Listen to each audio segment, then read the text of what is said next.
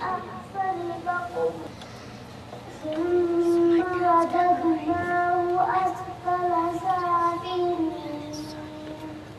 إلا الذين آمنوا وعملوا الصالحات فلهم أجر غير ممنون فما يكذبك بعد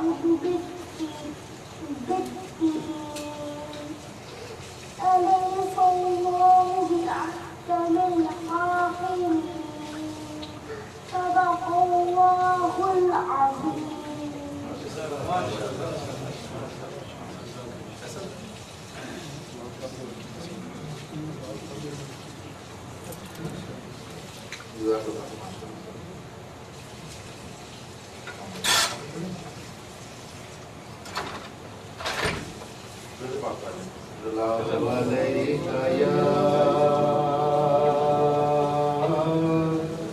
رسول اللہ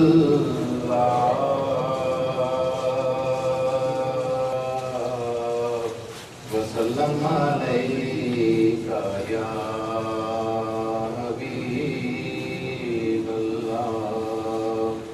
خالص وقت لکھا ہوا کلام ہے رسول اللہ علیہ وسلم نے پڑھا ہے. اللہ تعالیٰ نے بڑے بتا فرمائے ہم سب کے لیے آج اس نے اپنے پاک کو بخشش کا ذریعہ بنائے.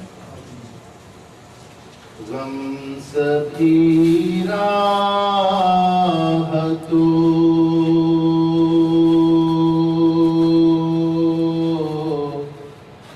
غم سبھی راہ تو تسکین میں ڈھل جاتے ہیں. غم سبھی راہ تو تسکین میں ڈھل جاتے ہیں. جب کرم ہوتا ہے حالات بدل جاتے ہیں. جب کرم ہوتا ہے حالات بدل جاتے ہیں. آ پڑے ہیں تیرے قدموں میں ہم بھی یہ سن کر یا رسول اللہ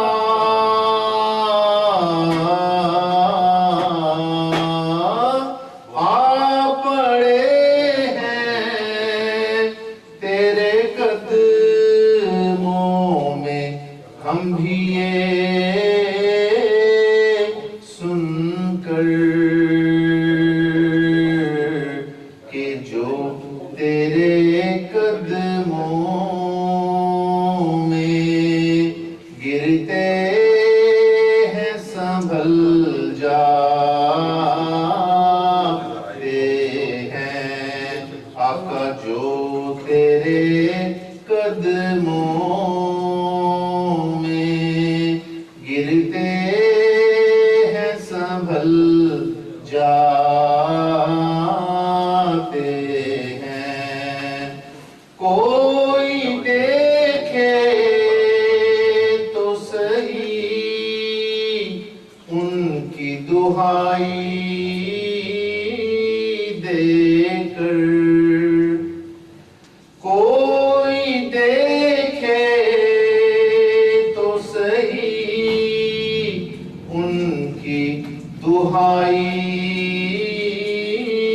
دے کر. اس میں احمد سے تو پتھر بھی پگھل جاتے ہیں. اس میں احمد سے تو پتھر بھی پگھل جاتے فصل کلام شعر ہے.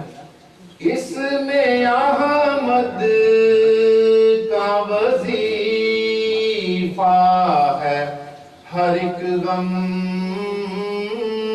کا علاج. اس میں احمد کا وظیفہ ہے ہر ایک غم کا علاج. لاکھ خطرے ہوں اسی نام سے ٹل جاتے ہیں. لاکھ خطرے ہوں اسی نام سے ٹل جاتے ہیں. اور جب کرم ہوتا ہے حالات بدل جاتے ہیں. اور آپ کو کعبہ مقصود ہی مانوں خالد. آپ کو کعبہ مقصود ہی مانوں خالد. کیونکہ آپ کے در پہ سب ارمان نکل جاتے ہیں.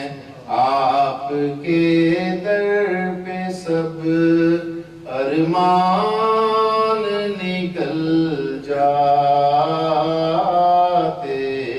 ہیں. غم سبھی راہ تو تسکین میں ڈھل جاتے ہیں. جب کرم ہوتا ہے حالات بدل جاتے ہیں.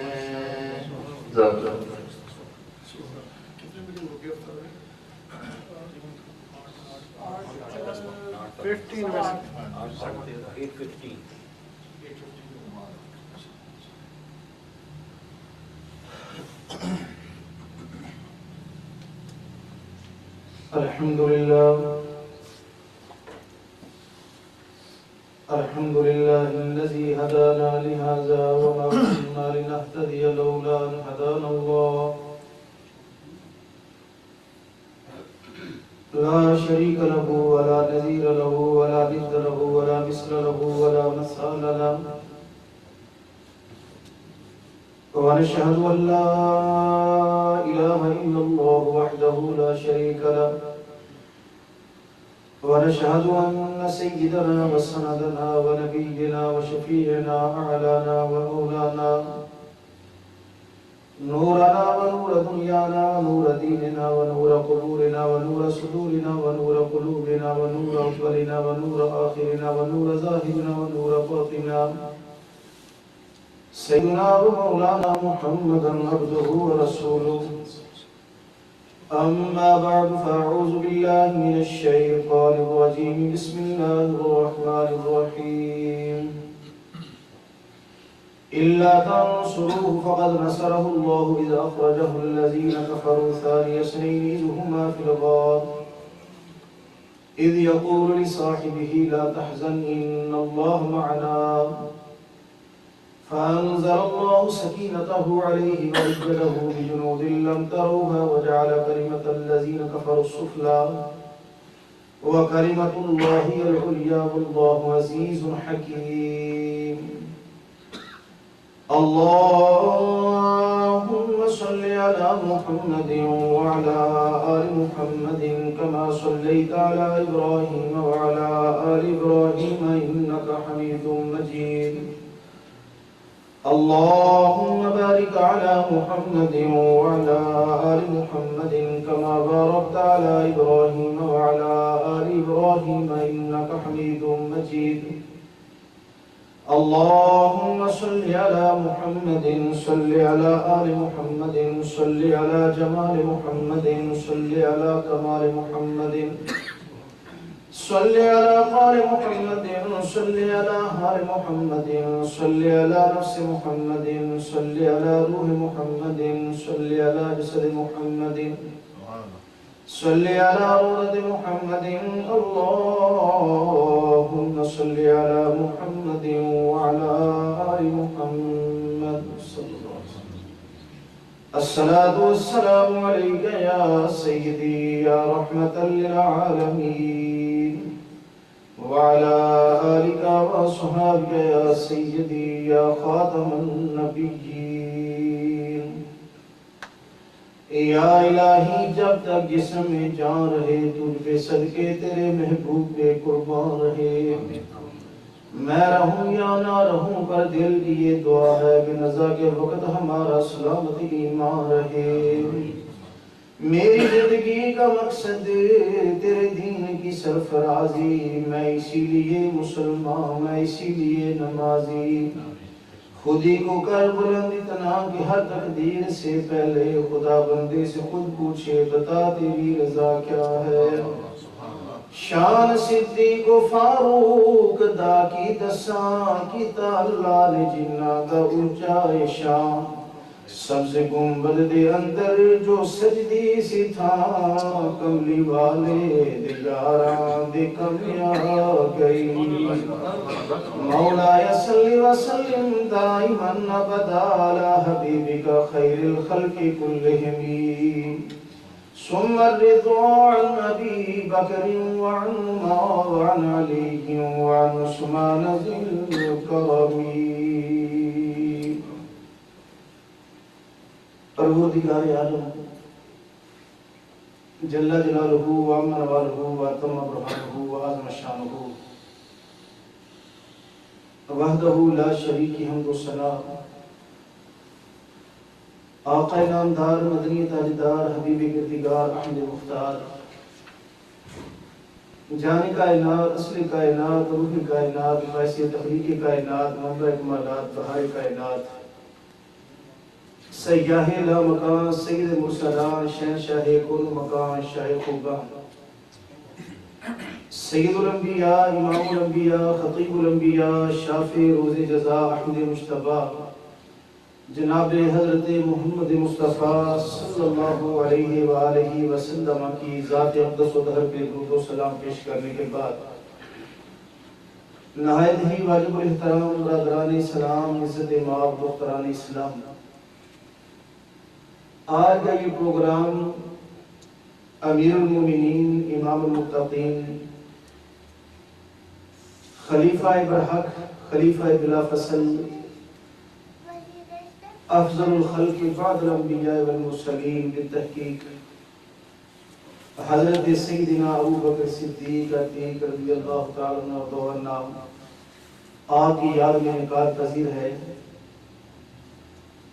خداوند قدوس کی بارگاہ میں دعا ہے کہ اللہ پاک حق سچ کہنے کی توفیق عطا فرمائے اور ہم سب کو اپنے پیارے حبیب علیہ الصلوۃ والسلام کی محبت میں عشق میں غلامی میں زندگی گزارنے کی توفیق عطا فرمائے. آپ بات کو انشاءاللہ اول آخر سنیں گے تو کئی باتیں آپ کے ذہن میں ایسی آئیں گی جو عمر پر آپ کو فائدہ دیں گی. کیونکہ آج ذکر ہم کر رہے ہیں پہلے مومن کا پہلے مسلمان کا اور نبی علیہ السلام کے وفادار جانثار باشعار دوست ساتھی خلیفہ وزیر مشیر بڑے آپ کے القابات ہیں لیکن یہ ساری باتیں گفتگو میں آئی. میں نے آپ کے سامنے 10ویں پارے کی ایک آیت مبارکہ تلاوت کی ہے جس میں ہجرت کا ذکر ہے اور حضرت ابو بکر صدیق کی سیادیت کا ذکر ہے. سیدنا صدیق اکبر رضی اللہ تعالیٰ عنہ قرآن مجید فرقان حمید میں بڑی آیات طیبات ملتی ہیں جو ان کی عظمت میں شان میں نازل ہوئی ہیں. تو ایسی ہستی کا ذکر اگر لفظ صدیق پہ کروں تو بات یہی چلی جائے گی.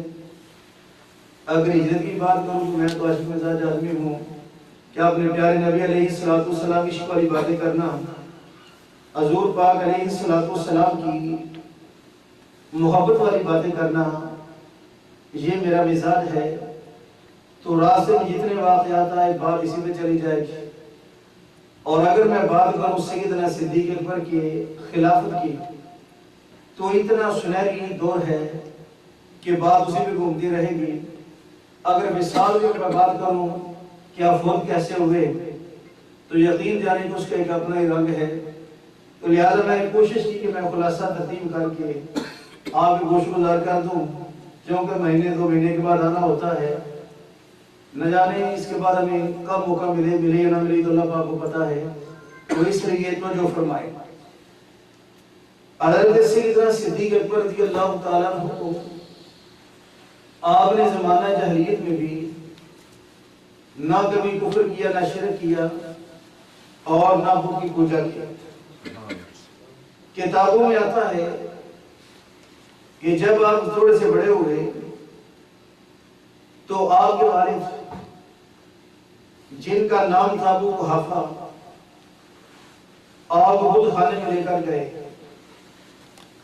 اور کہنے لگے کہ بیٹا یہ ہمارے معبود ہیں، یہ ہمارے خالق ہیں، ہماری تقدیر کے یہ مالک ہیں، ان کو سجدہ کرو. حضرت سیدنا صدیق اکبر رضی اللہ تعالیٰ عنہ آپ کا بچپن تھا.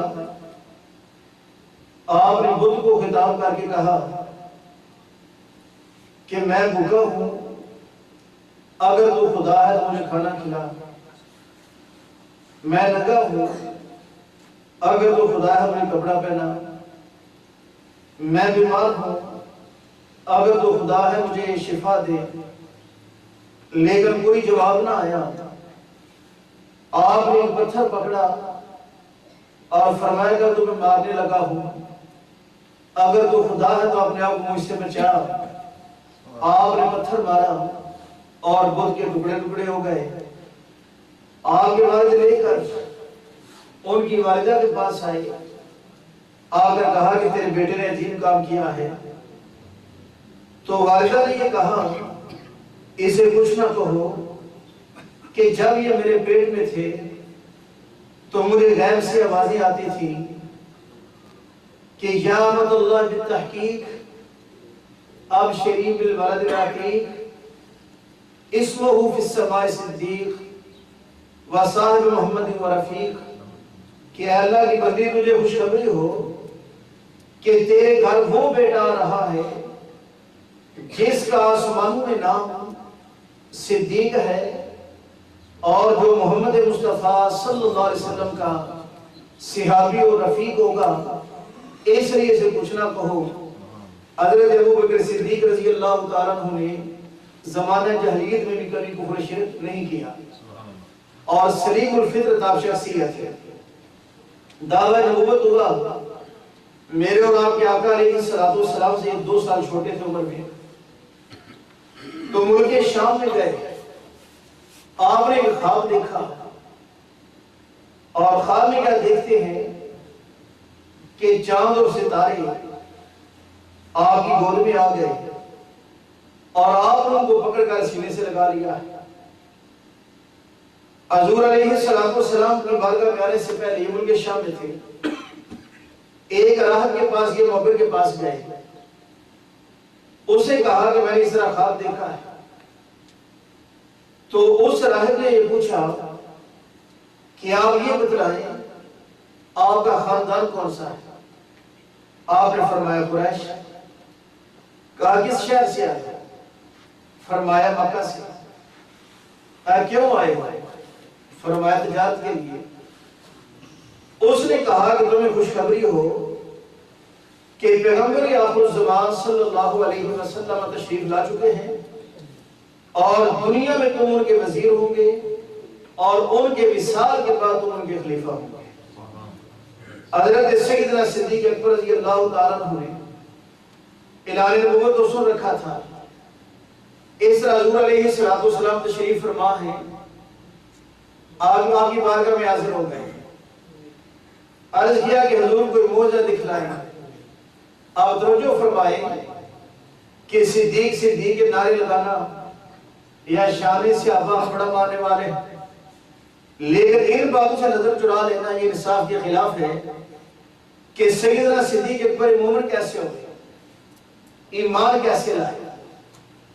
حضور علیہ السلام تشریف فرما تھے، عرض کرتے ہیں سرکار کو معجزہ دکھائی، تو میرے اور آپ کے نبی علیہ السلام نے فرمایا ابو بکر یہ بتلا جو ملک شام میں دیکھا ہے کسی معجزے سے کم ہے؟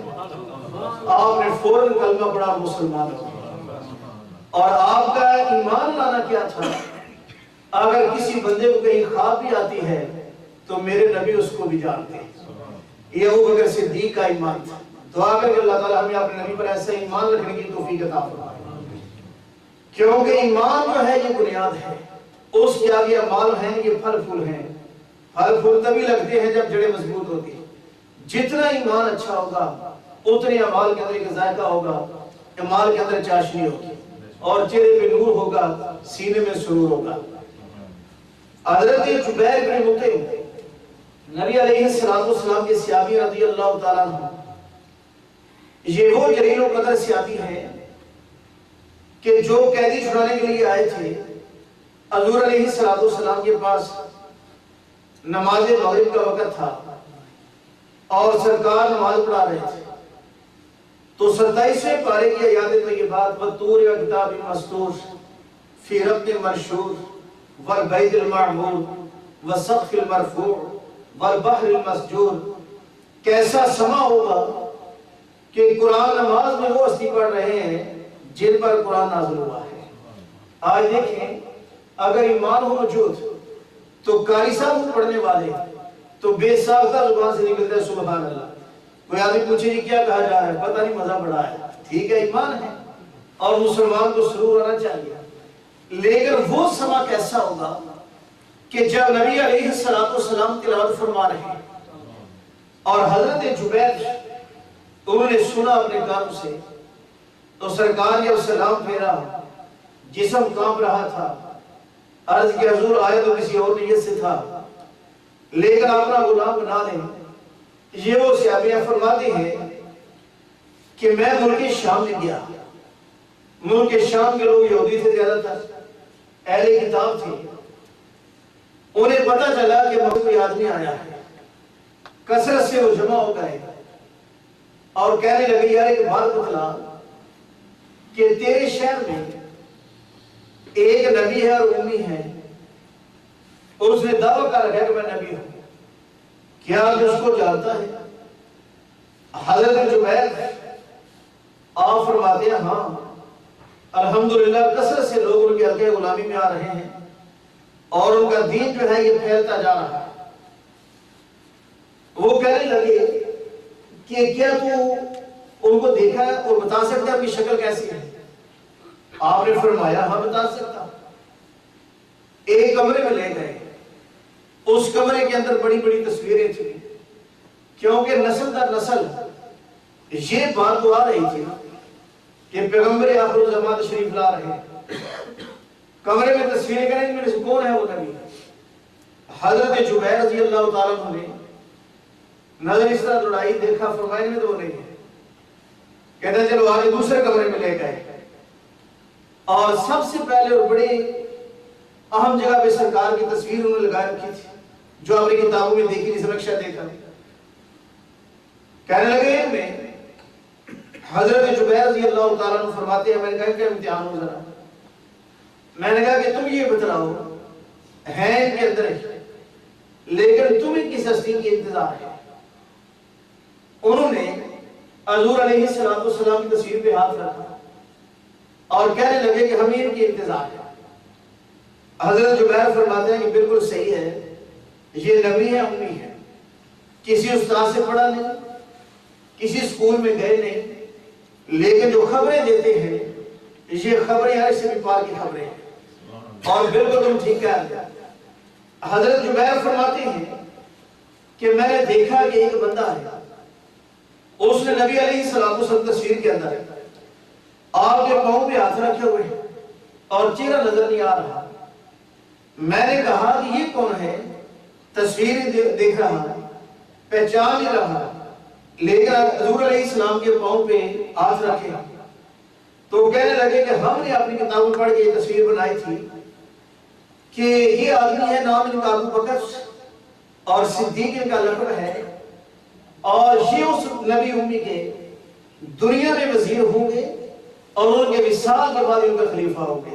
تو کیا تو ابو بکر کو جانتا ہے؟ آپ نے فرمایا جانتا ہوں، بالکل یہ ان کے وزیر ہیں اور اس میں کوئی شک کوئی بات نہیں۔ تو پہلی کتابوں میں بھی حضرت سیدنا صدیق اکبر رضی اللہ تعالیٰ عنہ آپ کا لکھا ہوا تھا کہ سرکار کے وزیر ہوں گے اور وصال کے بعد نبی علیہ السلام کی جانشین خلیفہ۔ اور حضور علیہ السلام نے ارشاد فرمایا کہ میرے دو وزیر زمین پہ ہیں اور دو آسمان پہ ہیں۔ آپ دیکھیں کہ وزیر کس کے ہوتے ہیں؟ کیا کسی بے اختیار بندے کے وزیر ہوتے ہیں یا بادشاہ کے وزیر ہوتے ہیں؟ میرے اللہ نے اپنے پیارے حبیب علیہ السلام کو کائنات کا بادشاہ بنایا، رحمت عالم بنایا۔ یہ ترمذی شریف کی حدیث ہے اور بھی حدیث کتابوں میں ہے اور اتھینٹک حدیث ہے۔ نبی علیہ السلام نے فرمایا کہ میرے دو وزیر زمین پہ ہیں اور دو وزیر آسمانوں پہ ہیں۔ آسمانوں پہ میرے وزیر جبریل اور میکائیل ہیں اور زمین پہ ابو بکر اور عمر ہیں۔ تو جن کی کابینہ عرشوں پہ رہتی ہے اس بادشاہ کا عالم کیا ہوگا، اس پیارے آقا علیہ السلام کا عالم کیا ہوگا۔ یہ ہے میرے نبی علیہ السلام کی شان اور عظمت۔ آئے حضرت سیدنا صدیق اکبر رضی اللہ تعالیٰ کی بارگاہ میں چند ایک آیات طیبہ کو سناتا ہوں، پھر انشاءاللہ اس کا ذکر کرتے ہیں۔ اللہ رب العالمین نے قرآن مجید فرقان حمید میں جا بجا سیدنا صدیق اکبر کی تصدیق فرمائی۔ اگر کوئی بد نصیب یا بدبخت ان کے ایمان میں شک کرے تو اپنی آخرت کو تباہ کر سکتا ہے، لیکن صدیق اکبر کے مقام میں کوئی فرق نہیں آ سکتا۔ چوتھا پارہ ہے حضرت سیدنا صدیق اکبر رضی اللہ تعالیٰ عنہ۔ آپ یہودیوں کے مدرسے میں گئے، ایک یہودی عالم آیا، نام اس کا فخاز تھا۔ آپ نے فرمایا فخاز بات یہ ہے کہ تو جاہل تو ہے نہیں، تو عالم ہے، صاحب کتاب ہے، تیرے پاس یہ کتاب کا علم ہے، اور صحیح سی بات بتا کہ کیا نبی علیہ السلام کا ذکر کتابوں میں نہیں ہے؟ اور تمہاری کتنی بد نصیبی ہے کہ سن کے بھی جان کر بھی ایمان نہیں لا رہے، اور اس طرح کر کے مان لیا نبی علیہ السلام کا، نماز ادا کر اور اللہ تعالیٰ کا حسنہ دے۔ اس کی بجائے کوئی اچھی بات کرتا، اس نے کہا کہ اللہ کو قرض حسنہ دو، آپ نے فرمایا کہنے لگا کہ ہم تو پھر غنی ہوئے اور تمہارا اللہ مانگت ہے، فقیر ہے۔ تو حضرت ابوبکر صدیق کے مزاج کے اندر لڑائی نہیں تھی، ناراضگی کا اسے بہت کام تھا، لیکن آپ نے اس غیرت پر کہ اللہ پاک اس نے فقیر کہا، آپ نے زور کا اس کے منہ پہ تھپڑ مارا، فرمایا میں شرم نہیں آتی کہ اللہ پاک کو تو مانگت کہہ رہا ہے، اور جب تم بھی مانتے ہو کہ ساری کائنات کا مالک و خالق رازق اللہ ہے اور خدا بھی تو انکار رہا ہے، یہ شکایت لے کر حضور علیہ السلام کی بارگاہ میں گیا، کہتا ہے کہ آپ کے ابو بکر نے مجھے تھپڑ مارا۔ حضور علیہ السلام نے بلایا، فرمایا ابو بکر کو بلا ہوا ہے، فرمایا ہاں کیا تھپڑ لگایا اس کو؟ عرض کیا کہ حضور مجھ سے برداشت نہیں ہو سکا، اس نے اللہ پاک کی توہین کی ہے اور کہا ہے کہ اللہ پاک یہ فقیر ہے اور ہم غنی ہیں، تو مجھے غصہ آ گیا۔ آپ نے اس سے پوچھا کہ تو نے ایسا کہا ہے؟ اس نے صاف انکار کر دیا، کہنے لگا نہیں میں نے ایسی بات نہیں کی۔ تو حضرت ابوبکر صدیق نے عرض کیا کہ حضور نے یہ جھوٹ بول رہا ہے۔ اتنی دیر میں نبی علیہ السلام کے چہرہ مقدسہ مطہرہ پر وحی کے آثار نمودار ہوئے اور سرکار نے وحی جب تفید خضر فرمایا، اللہ پاک فرماتا ہے لَقَدْ سَمِعَ اللَّهُ قَوْلَ الَّذِينَ قَالُوا إِنَّ اللَّهَ فَقِيرٌ وَنَحْنُ أَغْنِيَّاءُ۔ اللہ پاک نے سن لیا ان لوگوں کی بات جنہوں نے کہا کہ اللہ فقیر ہے اور ہم غنی ہیں۔ یعنی یہ آیت پاک حضرت ابوبکر صدیق کی صداقت میں نازل ہوئی کہ جس طرح سورج سے روشنی جدا نہیں ہو سکتی، چاند سے چاندنی جدا نہیں ہو سکتی، اس طرح ابوبکر سے صداقت جدا نہیں ہو سکتی کہ جن کی تائید میں شان میں اللہ رب العالمین نے اپنے پاک کلام کو نازل فرمایا۔ ایسے آگے چلے حضور علیہ السلام کے یہ باوفا اور جان نثار ساتھی جب نبی کریم علیہ السلام کے ساتھ ام المومنین حضرت عائشہ صدیقہ کا نکاح ہوا تو آپ حضرات نے وہ بات و قصہ سنا ہوگا کہ منافقین نے ام المومنین پہ تہمت لگا دی، نعوذ باللہ ثم نعوذ باللہ، کہ ان کا دامن جو ہے کہ حضرت ابو سفیان کے ساتھ داغدار ہوا ہے اور یہ منافقوں نے بات میں شروع کر دی۔ تو ایک آدمی تھا ان میں جس کا نام تھا مستہ، اور یہ جو مستہ تھا حضرت سیدنا صدیق اکبر رضی اللہ تعالیٰ عنہ ان کی ایک خالہ زاد بہن تھی، اس کا بیٹا تھا، رشتے میں یہ بانجا لگتا تھا اور یہ بہت غریب تھا۔ تو حضرت ابوبکر صدیق اس کی بڑی مالی آمد کیا کرتے تھے کہ غریب ہے، عزیز بھی ہے، لیکن اس گروپ میں یہ سب سے آگے پیش تھا اس بات کو مشہور کرنے میں۔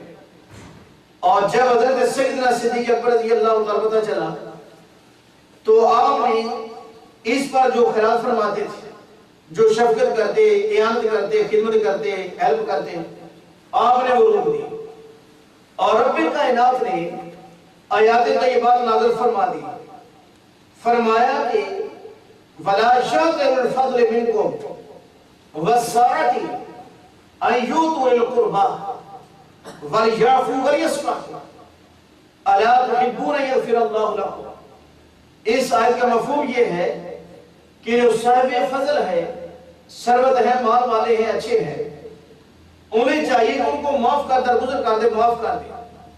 اور سیدنا صدیق اکبر رضی اللہ تعالیٰ عنہ نے ان کو معاف کیا۔ نبی علیہ السلام فرمایا ابوبکر یہ تیری شان میں نازل ہوئی، آپ نے اس کو معاف کیا اور پہلے سے زیادہ خدمت کرنا شروع کر دیا۔ آگے آپ نے سورہ الرحمن کے اندر ایک آیت سنتے ہیں آپ کہ وَلِمَنْ خَافَ مَقَامَ رَبِّهِ جَنَّتَانِ فَبِأَيِّ آلَاءِ رَبِّكُمَا تُكَذِّبَانِ۔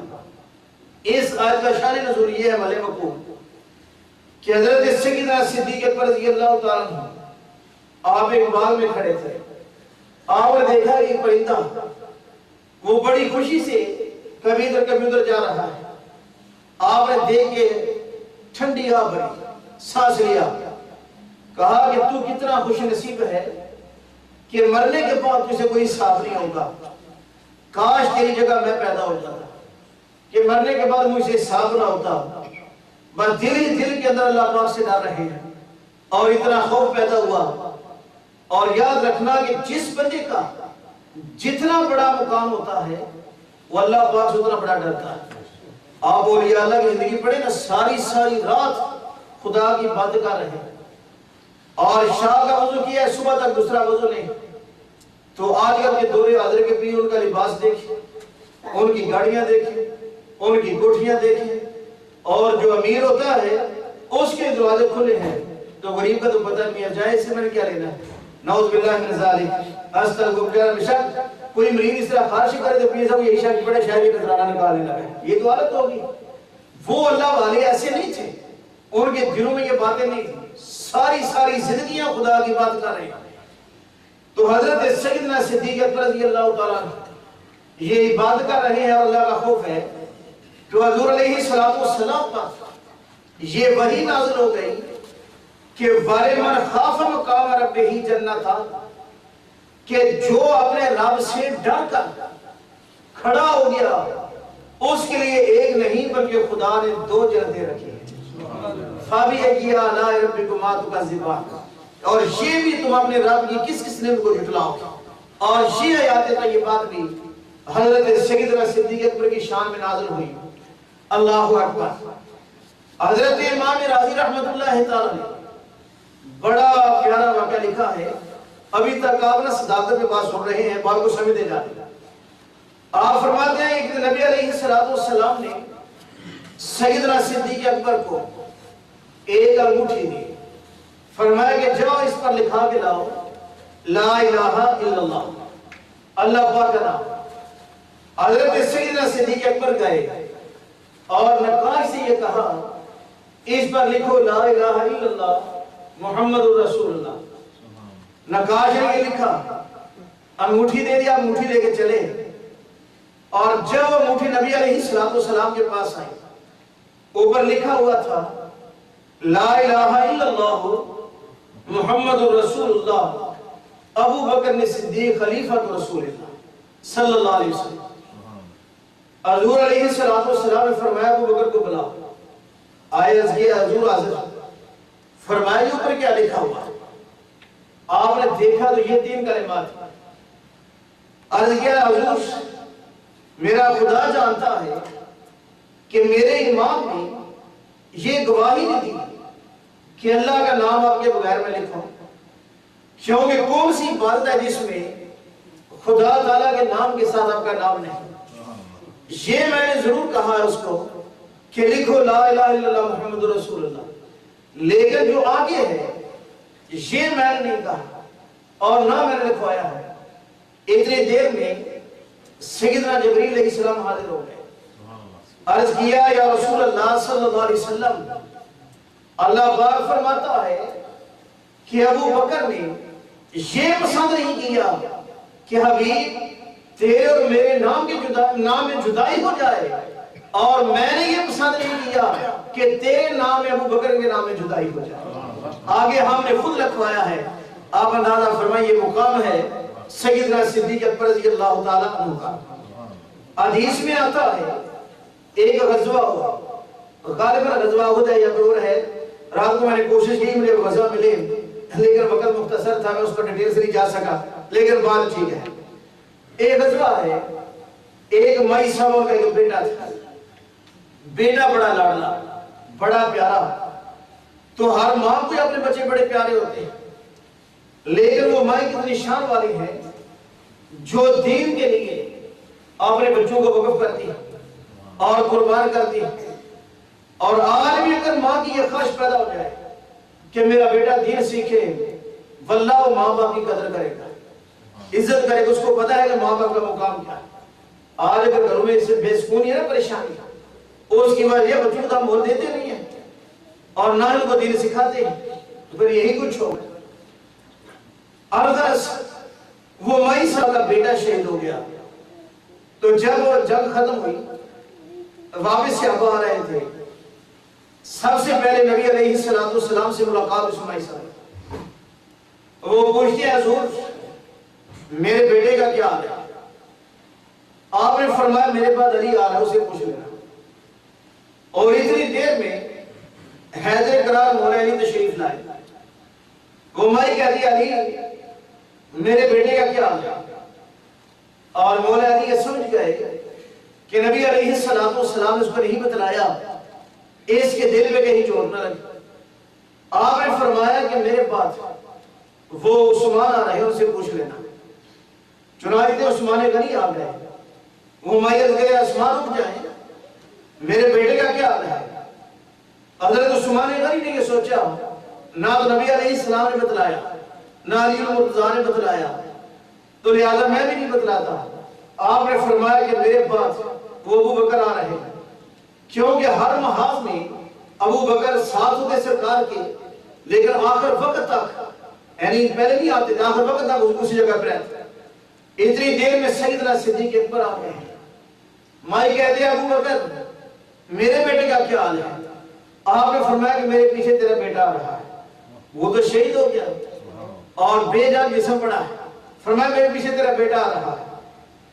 اور نبی علیہ السلام کی بارگاہ میں آئے, عرض کیا کہ حضور مائی صاحب نے پوچھا ہے، میں نے دیکھا کہ آپ سے بات کر رہی تھی اور علی سے بات کر رہی تھی، عثمان سے بات کر رہی تھی، تو میرے ذہن میں یہ بات آئی کہ آپ نے نہیں بتلایا، تو میں نے بھی کہا تیرا بیٹا شہید ہو گیا ہے، میں نے کہا پیچھے آ گیا، اور اتنی دیر میں دیکھا کہ وہ لڑکا اور ماں اس کی وہ دونوں سینے سے مل رہے ہیں، پیار کر رہے ہیں، اور جبریل امین آ گئے، عرض کیا یا رسول اللہ صلی اللہ علیہ وسلم، اللہ پاک فرماتا ہے کہ ابو بکر نے کہا تھا کہ تیرا بیٹا پیچھے آ رہا ہے، آج اگر یہ نہ آتا تو ابو بکر کی صداقت میں فرق آ جاتا، اس لیے میں نے کہا ہے کہ روح لوٹ جا اور اس کو زندہ کر کے اس کی ماں سے اس کی ملاقات کر۔ یہ شان ہے سیدنا صدیق اکبر کا رضی اللہ تعالی عنہ کہ اللہ پاک نے ایک کی بات میں صداقت کیسے رکھی۔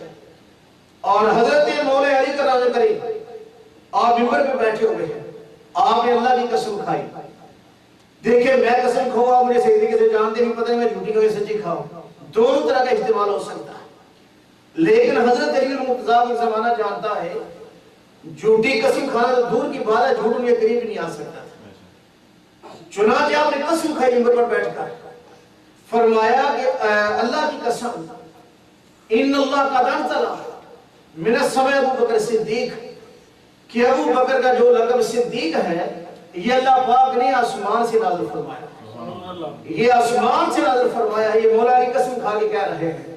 اب ایک آدمی کہے کہ مجھے علی سے بڑا پیار ہے اور توہین کرے سیدنا صدیق اکبر کی، اس نے علی کی قسم کا کیا خیال رکھا، وہ حضرت علی مرتضیٰ کی قسم کی کیا عزت رکھی ہے، وہ اس بات میں غور و خوض کرے۔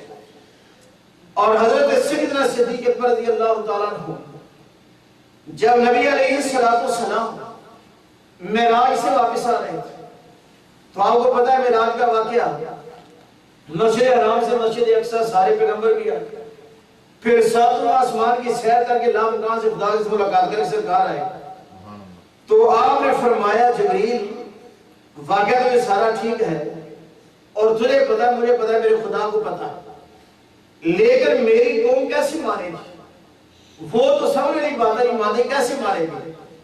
حضرت جبریل امین نے عرض کیا یصدق ابو بکر وہو صدیق، کہ حضور تمہاری تصدیق ابو بکر کرے گا کیونکہ وہ صدیق ہے، تمہاری تصدیق وہ کرے گا۔ چنانچہ حضور علیہ السلام تشریف لے آئے، جب صبح کا ہر بندے کو پتا ہے کہ کوئی نہ کوئی ہر بندے کی کمیشن ہوتا، بعض لوگ کہتے ہیں بڑی بڑی باتیں چھوڑنا، بناتے جانا، جھوٹ بولتے جانا یا پراپگنڈا کرتے جانا، بعض لوگ بڑے اچھے لوگ ہوتے ہیں کہ اپنی فطرت ہوتی ہے، مقام اپنا اپنا، نصیب اپنا اپنا۔ ابو جہل آیا صبح اسی رات، حضور علیہ السلام سے کہتا ہے ہاں دیکھو نئی بات، آپ نے فرمایا سن لیا ایک نئی بات ہے، ایسا لگا کیا نئی بات، فرمایا بتاؤ تمہیں، کہتا ہاں، فرمایا کہ اس طرح آج رات کو جبریل امین آئے، میں مسجد حرام سے گیا ہوں مسجد اقصی، اور وہاں سارے اللہ کے پیغمبر آئے ہوئے تھے، مجھ سے بھائی کتنے گزر گئے، اور کی میں نے امامت کروائی ہے، اور پھر اس کے بعد میں گیا ہوں پہلے آسمان پہ، آگے دوسرے پہ، پھر تیسرے، چوتھے، پانچویں، چھٹے، ساتویں، آگے سدرۃ المنتہا، جنت المأویٰ، لا مقام، آپ نے رب سے ملاقات کر کے آیا، اور راستے میں چھٹے سمان موسیٰ علیہ السلام پھر ملے ہیں، 50 نمازیں ملی تھی، وہ 50 کرتے کراتے ان کے وسیلے سے 5 ہو گئے، تو اس طرح میں آج آیا ہوں۔ وہ کہہ رہے ہیں کہ تو پھر میں آیا ہوں تو میرے وضو کا پانی چل رہا تھا، بستر گرم تھا، دروازے کنڈی ہل رہی تھی، وہ کہتے ہیں اس کے دماغ میں نبوت کا مقام ہی نہیں تھا، آپ نے کیسے سمجھتا تھا کہ آپ نے ہمیں کیا فرق ہے، کہنے لگا یہ کیا بات ہے، آپ فرمایا ہاں یہ بات ہے، کہنے لگا لوگوں میں بیٹھ کے یہ بات کہہ دو گے، آپ نے فرمایا ہاں بالکل اللہ کا نبی جھوٹا نہیں ہوتا، بات کہہ دو گا۔ اس نے کہا کہ سب سے پہلے بنیاد کو پکڑو، کہتے ہیں پنجابی میں کہ سب سے پہلا مڑ نو پڑو، کہ سب سے پہلے بنیاد کو پکڑو، کہ ابو بکر صدیق ہل گیا تو کئی لوگ ہل جائیں گے، وہ سیدھا گیا بڑی خوشی کے ساتھ، کہتا ہے ابو بکر ایک بات بتلا، آپ نے فرمایا ہاں بول، کہتا ہے ایک بندہ یہ کہے کہ اس طرح میں مسجد حرام سے مسجد اقصی گیا، لامکاں کی سیر کر کے آیا، پانی پہ چل رہا تھا، بستر گرم تھا، کنڈی ہل رہی تھی، تو کیا بات تو مان جائے گا؟ آپ نے فرمایا تو کہے تو نہیں مانوں گا، میرا نبی فرمائے تو مان جاؤں۔ تو اس نے کہا کہ یہ ہے حضرت ابو بکر صدیق رضی اللہ تعالیٰ، فرمایا کہ میرا نبی فرمائے تو مان جاؤں گا۔ یہ آپ نے تصدیق کی۔ جبریل امین نے کہا آل قبر حضران گرامی قدر، یہ تھی شان سیدنا صدیق اکبر رضی اللہ تعالیٰ عنہ جو صداقت کے حوالے سے تھی۔ آپ بڑھیں ذرا ہجرت کی طرف، اور اس میں جو واقعات آ رہے ہیں توجہ فرمائیں کہ مقام صدیق کیا۔ حضور علیہ السلام کے خلاف مکہ المکرمہ میں اتنا زیادہ پروپیگنڈا شروع ہو گیا۔ اچھا ہم لوگ تھوڑی سی بات کو بڑھا جاتے ہیں جی کہ ہمارے خلاف لوگ بات کر رہا ہے، یہ کوئی نئی بات ہے، یہ بڑی پرانی بات ہے کہ جس کو جو بات اچھی نہیں لگے گی تو وہ تو اس کے خلاف بات کرے گا۔ لیکن دعا کریں کہ اللہ تعالیٰ سچی بات کہنے کی سننے کی توفیق عطا فرمائے۔ یہ اللہ کی بارگاہ سے دعا مانگا کرنا ذرا قلب سلیم عطا فرمائے۔ تو انہوں نے پروگرام یہ بنایا کفار مکہ نے۔ نامہ 12 ہے، اللہ پاک ارشاد فرماتا ہے وَإِذْ يَمْكُرُ بِكَ الَّذِينَ كَفَرُوا لِيُثْبِتُوكَ أَوْ يَقْتُلُوكَ أَوْ يُخْرِجُوكَ وَيَمْكُرُونَ وَيَمْكُرُ اللَّهُ وَاللَّهُ خَيْرُ الْمَاكِرِينَ۔ اے پیارے حبیب وقت یاد کریں جب کافی لوگ تمہارے ساتھ چال چل رہے تھے کہ تمہیں قید کر دیا یا نعوذ باللہ شہید قتل کر دیں یا جلا وطن کر دیں، وطن سے نکال دیں، وہ اپنی تدبیریں کر رہے تھے اور اللہ پاک اپنی خفیہ تدبیر فرما رہا تھا۔ اللہ کی خفیہ تدبیر سب سے بہتر ہے۔ حضور علیہ السلام کو ہجرت کا حکم آ گیا اور دین کے لیے ہجرت کرنا یہ میرے نبی علیہ السلام کی سنت ہے۔ آپ توجہ فرمائیں کہ آج ہماری کتنی نسل شروع ہو چکی ہے، ہمارے ذہن سے مہاجر پنجابی بلوچی سندھی کا کنسپٹ نکل ہی سکا۔ یہ بات نصیب بھی ہے ہمارے، اس لیے کبھی جو ہجرت کی ہے دین کے لیے پاکستان کے لیے کبھی ان کو برا نہ کہا۔ معاملہ ہر بندے کا اپنا اپنا ہے، اگر کسی جماعت میں کوئی دہشت گرد دوسری میں کون سے سارے تجربے پڑھتے ہیں، اسی طرح چلتا ہے، لیکن مہاجر لفظ کی توہین نہ کبھی کرو اور نہ ہی کبھی جو لسانیت ہے، عصبیت ہے، صبائیت ہے اس پر فخر کرو۔ نہیں، اللہ کے نزدیک عزت والا وہ ہے جس کے ہاتھ تقوی اور پرہیزگاری، بس یہ مسلمان ہمارے یہی ماننا چاہیے۔ حضور علیہ السلام ہجرت کو حکم ملا، رات کا وقت کفار نے پہرا لگایا ہوا تھا اور آپ یہ سنتے رہتے ہیں کہ میرے آقا علیہ السلام کی ایک خوشبو تھی کہ سرکار جس راستے سے گزرتے تھے خوشبو کے حلے آتے تھے، لیکن کافروں کو خوشبو نہیں آتی تھی سرکار کی۔ دو مثالیں ابھی اس میں آ جائیں گی۔ اچھا، ہجرت کی رات حضور علیہ السلام نے آپ نے بستر پہ حضرت مولا علی کو لٹایا اور سرکار جب نکلے کفار نے پہرا لگایا ہوا تھا، نہ کافر نبی علیہ السلام کو دیکھ سکے اور نہ سرکار کی خوشبو سن سکے۔ سرکار چلے گئے، رات کا وقت ہے اور سیدھا سیدنا صدیق اکبر رضی اللہ تعالیٰ آپ کے دروازے پہ نوک کیا، تاجدار صداقت بات تشریف لائے، عرض کیا میرے ماں باپ پہ قربان ہو جائیں، آقا کیسے آنا ہوگا؟ حضور علیہ السلام نے فرمایا ابو بکر ہجرت کا حکم مل گیا ہے اور ہم مکہ پاک کو چھوڑ کے نکل رہے ہیں۔ اب دیکھیں گھر چھوڑنا یا اس وقت کسی کا ساتھ دینا جب موت نظر آ رہی ہے اور تلواریں ہی تلواریں اور پتہ ہو کر کسی نے پکڑ لیا تو بچنے والی کوئی سبیل نہیں۔ اس کو دوستی کہتے ہیں، اس کو صرف رفاقت کہتے ہیں، یہ ہے فرینڈشپ۔ عرض کیا حضور جیسے ارشاد فرمائے، حضرت سیدنا صدیق اکبر رضی اللہ تعالیٰ آپ نے گھر سے نکلے اور آپ کے باپ بوڑھے تھے اور میں نے کتابوں پڑھا ہے کہ اتنے بوڑھے تھے نبینا ہو چکے اور کہتے ہیں کہ بچیاں جوانیں کہاں گیا ابو بکر؟ تو آپ کی بیٹی ٹھیکریاں لے کر اس طرح کپڑے میں ڈال کے کہتی بابا جی دیکھو ہمارے پاس بڑے پیسے ہیں، یہ پیسے ہیں۔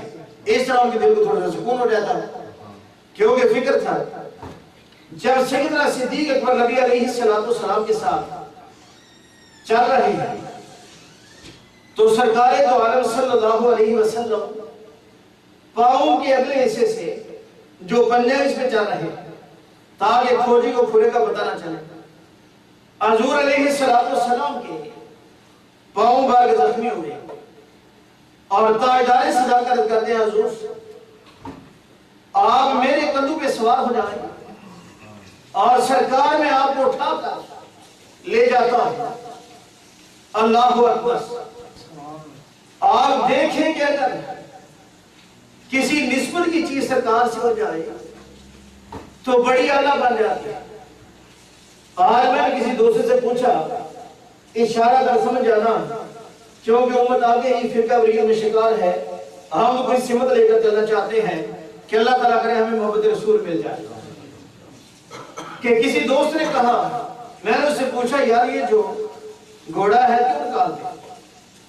کہہ رہی ہماری ایک عقیدت ہے. میں نے کہا کیا ذرا سمجھ تھوڑا سا سمجھا دیں یہ کیا عقیدت؟ ہم تو تشبیہ کرتے ہیں امام حسین کے گھوڑے کے ساتھ. میں کہا ٹھیک ہے اس نسل سے ہے, نسل سے تو نہیں ہے, تشبیہ کرتے ہیں. یار جس کی تشبیہ کرتے ہو کہ اصل ہے بھی نہیں, کس پر امام پاک نے سواری کی ہوگی تو اس کے اوپر بھی چادریں, آگے اس کے طرح طرح کے کھانے, کتنی موجہ گھوڑے اور کتنی تم اس کی قدر کرتے ہو. لیکن یہ دیکھو کہ جس پر حسین کے نانا جان نے سواری کی ہے اس ابو بکر کا کیا مقام, اس ابو بکر کی کیا شان ہے. میں نے کہا ان کی توہین کرتے ہو اور یہاں معاملہ کیا برعکس ہے. اس لیے آؤ سیدھی بات کی طرف, آؤ علم کی طرف, حقیقت کی طرف. حقیقت کیا ہے؟ اگر سیدنا صدیق اکبر رضی اللہ تعالیٰ عنہ نے حضور علیہ السلام کو اٹھایا اور غار ثور میں عرض کیا کہ حضور میں پہلے اس کی صفائی کر لوں اور بعد میں آپ کو دعوت دیتا. غار کے اندر کیڑے مکوڑے ہوتے ہیں, جانور ہوتے ہیں, اندر سانپ ہوتے ہیں, لیکن نبی علیہ السلام کو اتنا عزیز اتنا پیارا جانا کہ جان سے بڑھ کے سیدنا صدیق اکبر نے اپنے پیارے نبی علیہ السلام کی حفاظت کی. جان کی پرواہ نہیں, اندر کے غار کو صاف کیا. آپ نے کئی دفعہ یہ واقعہ سنا کہ ایک سوراخ رہ گیا تھا, وہی آپ نے نہیں رکھے, اس کے تشریف لے آئے اور نبی علیہ السلام غار میں آئے اور سرکار کا سر انور ابو بکر صدیق کی گود میں ہے. کتنی عظمت والی اعلیٰ گود ہے کہ جس میں اللہ کے حبیب کا سر انور ہے, بے مثل و بے مثال سر انور. اور سیدنا صدیق اکبر رضی اللہ تعالیٰ عنہ صاحب نے ڈنگ بھی مارا, آپ کے آنسو ضرور بہے لیکن آپ نے حرکت نہیں کی. سرکار اللہ پہ دہن لگایا, واقعہ میں جانا نہیں چاہتا اس طرف کیونکہ بعد میں رہ جائیں گی, کئی باتیں رہ جائیں گی, وہ جو فرمائے وہ زہر دور ہو گیا.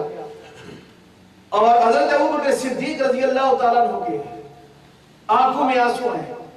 سرکار نے فرمایا ابوبکر کیوں پریشان ہے؟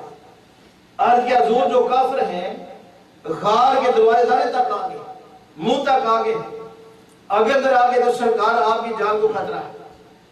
آپ تو جو فرمائے کہ رب کائنات نے قرآن پاک نازل فرمایا, حضور علیہ السلام نے پڑھ کے سنائی اِذْ يَقُولُ لِصَاحِبِهِ ثانیہ سریزہما فی الغار اِذْ يَقُولُ لِصَاحِبِهِ, دو میں سے دوسرا.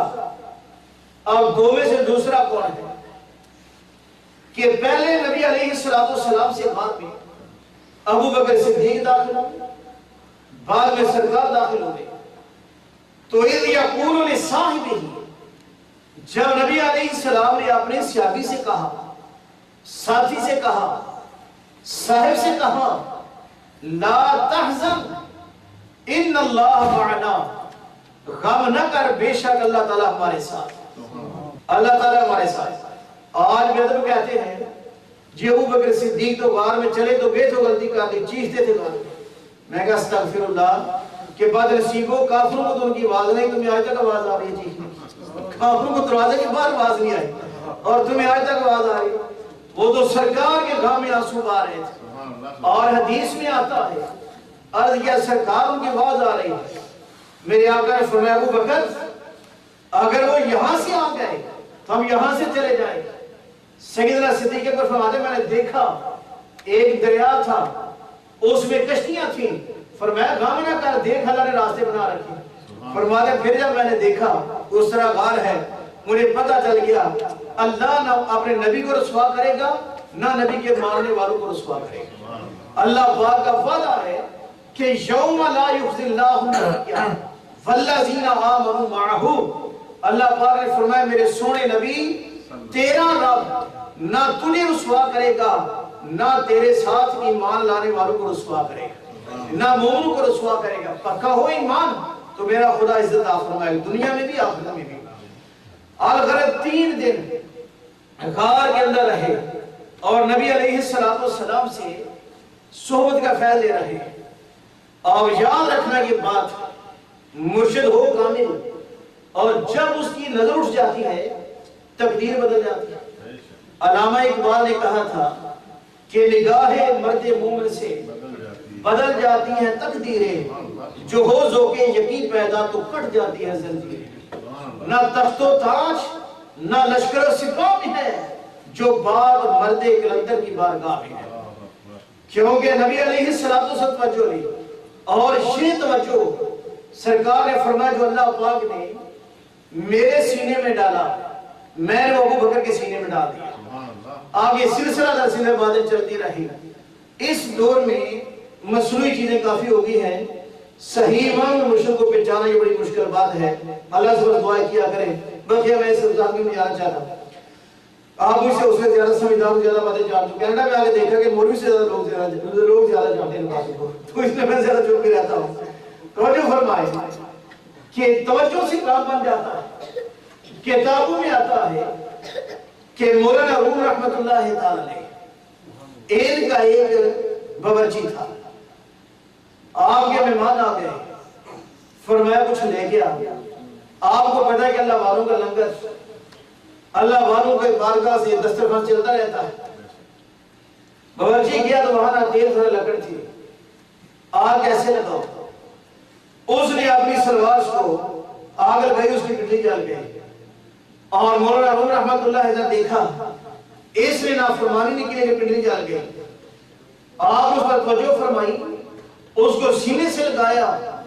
لوگ کہتے ہیں پتہ نہیں چلتا تھا کہ مولانا روم کون ہے اور ان کا باورچی کون ہے۔ اور آج بھی صوفیاء اکرام فرماتے ہیں جو مولانا روم کی روحانی نشست ہے یہ اسی بارگاہ میں لگتی ہے، ان کے مزار میں لگتی ہے۔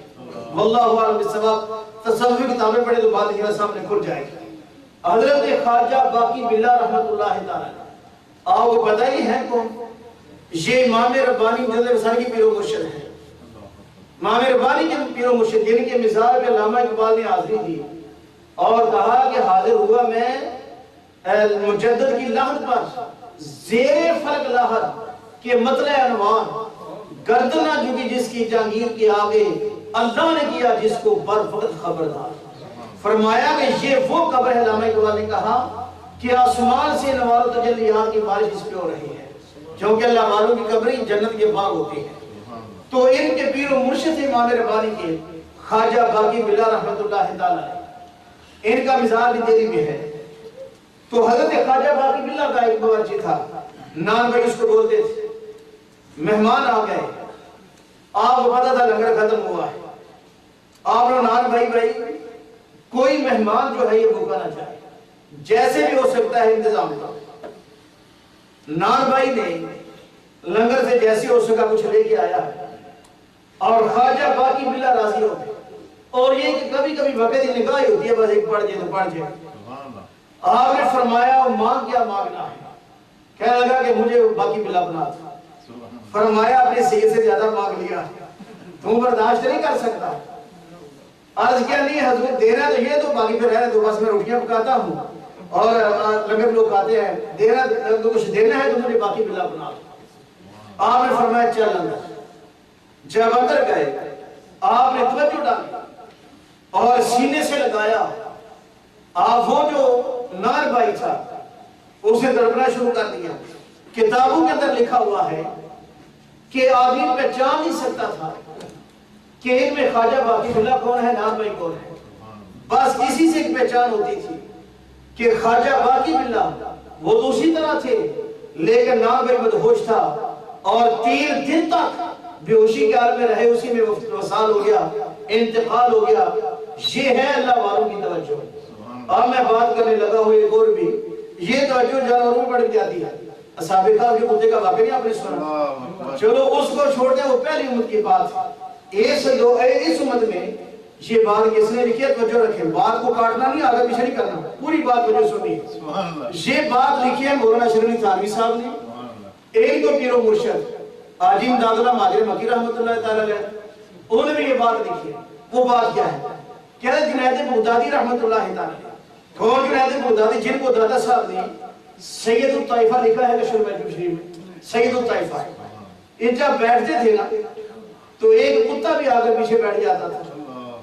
ایک دن کسی موج میں تھے، یہ انہوں نے کہا میں آپ کو بات سنا رہا ہوں، آگے کیا ہے وہ آپ جانے اور وہ باز جانے۔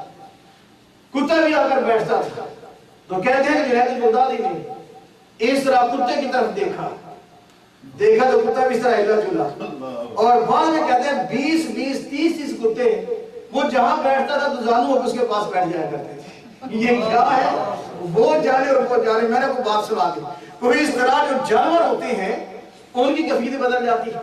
اصحاب کہف کو 309 سال کا خانسا اللہ پاک نے بار میں رکھا، اللہ پاک نقلبہم ذات الیمین و ذات الشمال، ان کی کروٹیں ہم بدلتے ہیں۔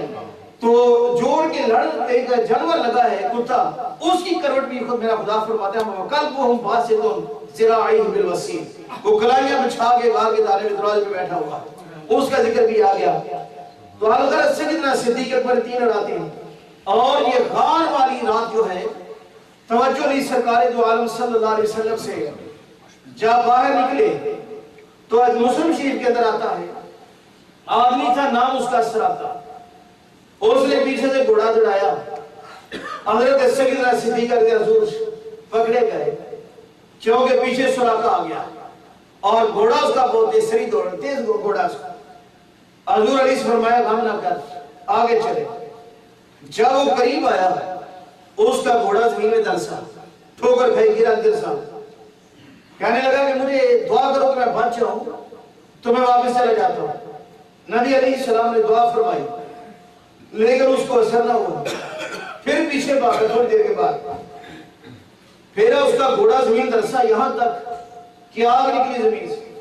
وہ چیخنے لگا، کہتا ہے حضور مجھے معاف کر دو اور میں واپس چلا جاتا ہوں، دعا کرو کہ میرا گھوڑا نکلے۔ آپ نے دعا فرمائی، گھوڑا زمین سے باہر نکلا ہے۔ پھر آپ نے فرمایا او سراقہ آ جا، تو بھی پیچھے آیا، سن وہ کیسا وقت ہوگا کہ جب کسرا کے سونے کے کنگن تیرے ہاتھ میں پہنائے جائیں۔ ایران کا جو بادشاہ تھا آدھگر لوگ، فرمایا کیسا وقت ہوگا، ذرا دیکھنا کہ صحابہ کے عقیدے کیا تھے، صحابہ کا ایمان کیا تھا۔ مجھے نہیں سمجھ آتی کہ دور حال کے مبلغ آپ نبی کی شان کو چھپاتے ہیں، اس میں بہتری نہیں، بیان کرو حدیث سے، اتنی پیارے آقا کی شان بیان کرو کہ لوگ شان سن سن کے مسلمان ہوتے جائیں کہ جن کے نبی کی شان ہے اس ایمان کا کیا عالم ہوگا۔ حضور علیہ السلام نے فرما دیا، کتابوں میں آتا ہے، اس سے آگے بات میں کر دیئے، بات پہلے مکمل کر لی کہ حضرت سراقہ مسلمان ہو گئے اور بوڑھے ضعیف ہو گئے تو جنگوں میں بھی جاتے ہیں۔ کسی نے کہا کہ سراقہ تمہاری زندگی کا آخری وقت آ گیا، کہتے ہیں خدا کی قسم اس وقت تک نہیں مروں گا جب تک ایران فتح نہیں ہو جاتا، نہیں مروں گا، کیونکہ میرے نبی کے منہ سے جو بات نکلی وہ بات سچی ہوگی، ایران فتح بھی ہوگا اور اس کے بعد کسرا کے سونے کے کنگن بھی ہوں گے اور میرے حضرت میں نہیں مروں گا جتنی میری عمر ہو جائے۔ یہ صحابہ کا ایمان تھا۔ اللہ اکبر۔ اعلیٰ سرکار کے بعد سیدنا ابو بکر صدیق کا دور آیا، ان کے بعد فاروق اعظم کا دور آیا، اور فاروق اعظم کے دور میں ایران فتح ہوا اور سونے کے کنگن جب آئے، آپ نے فرمایا کہاں ہے سراقہ، ہاتھ آگے کر۔ صحابہ بیٹھے ہوئے تھے، اساتذہ نے عرض کیا امیر المومنین مرد کے لیے سونا پہننا حرام ہے، فرمایا پیچھے ہٹ جاؤ، عمر تم سے زیادہ مسئلہ جانتا ہے۔ یہ وہی زبان ہے جس نے سونا مرد کے لیے حرام کیا ہے، اسی زبان نے سراقہ کے لیے حلال کر دیا۔ اس لیے سراقہ کو سراقہ نے کنگن پہنے تو کہتے ہیں خدا کی قسم یہ عمر نے نہیں، یہ میرے نبی نے مجھے دیے تھے، یہ میرے نبی نے مجھے دیے تھے۔ کہتے لوگوں دیکھو میرے نبی کی بات سچی نہیں کر رہی ہے۔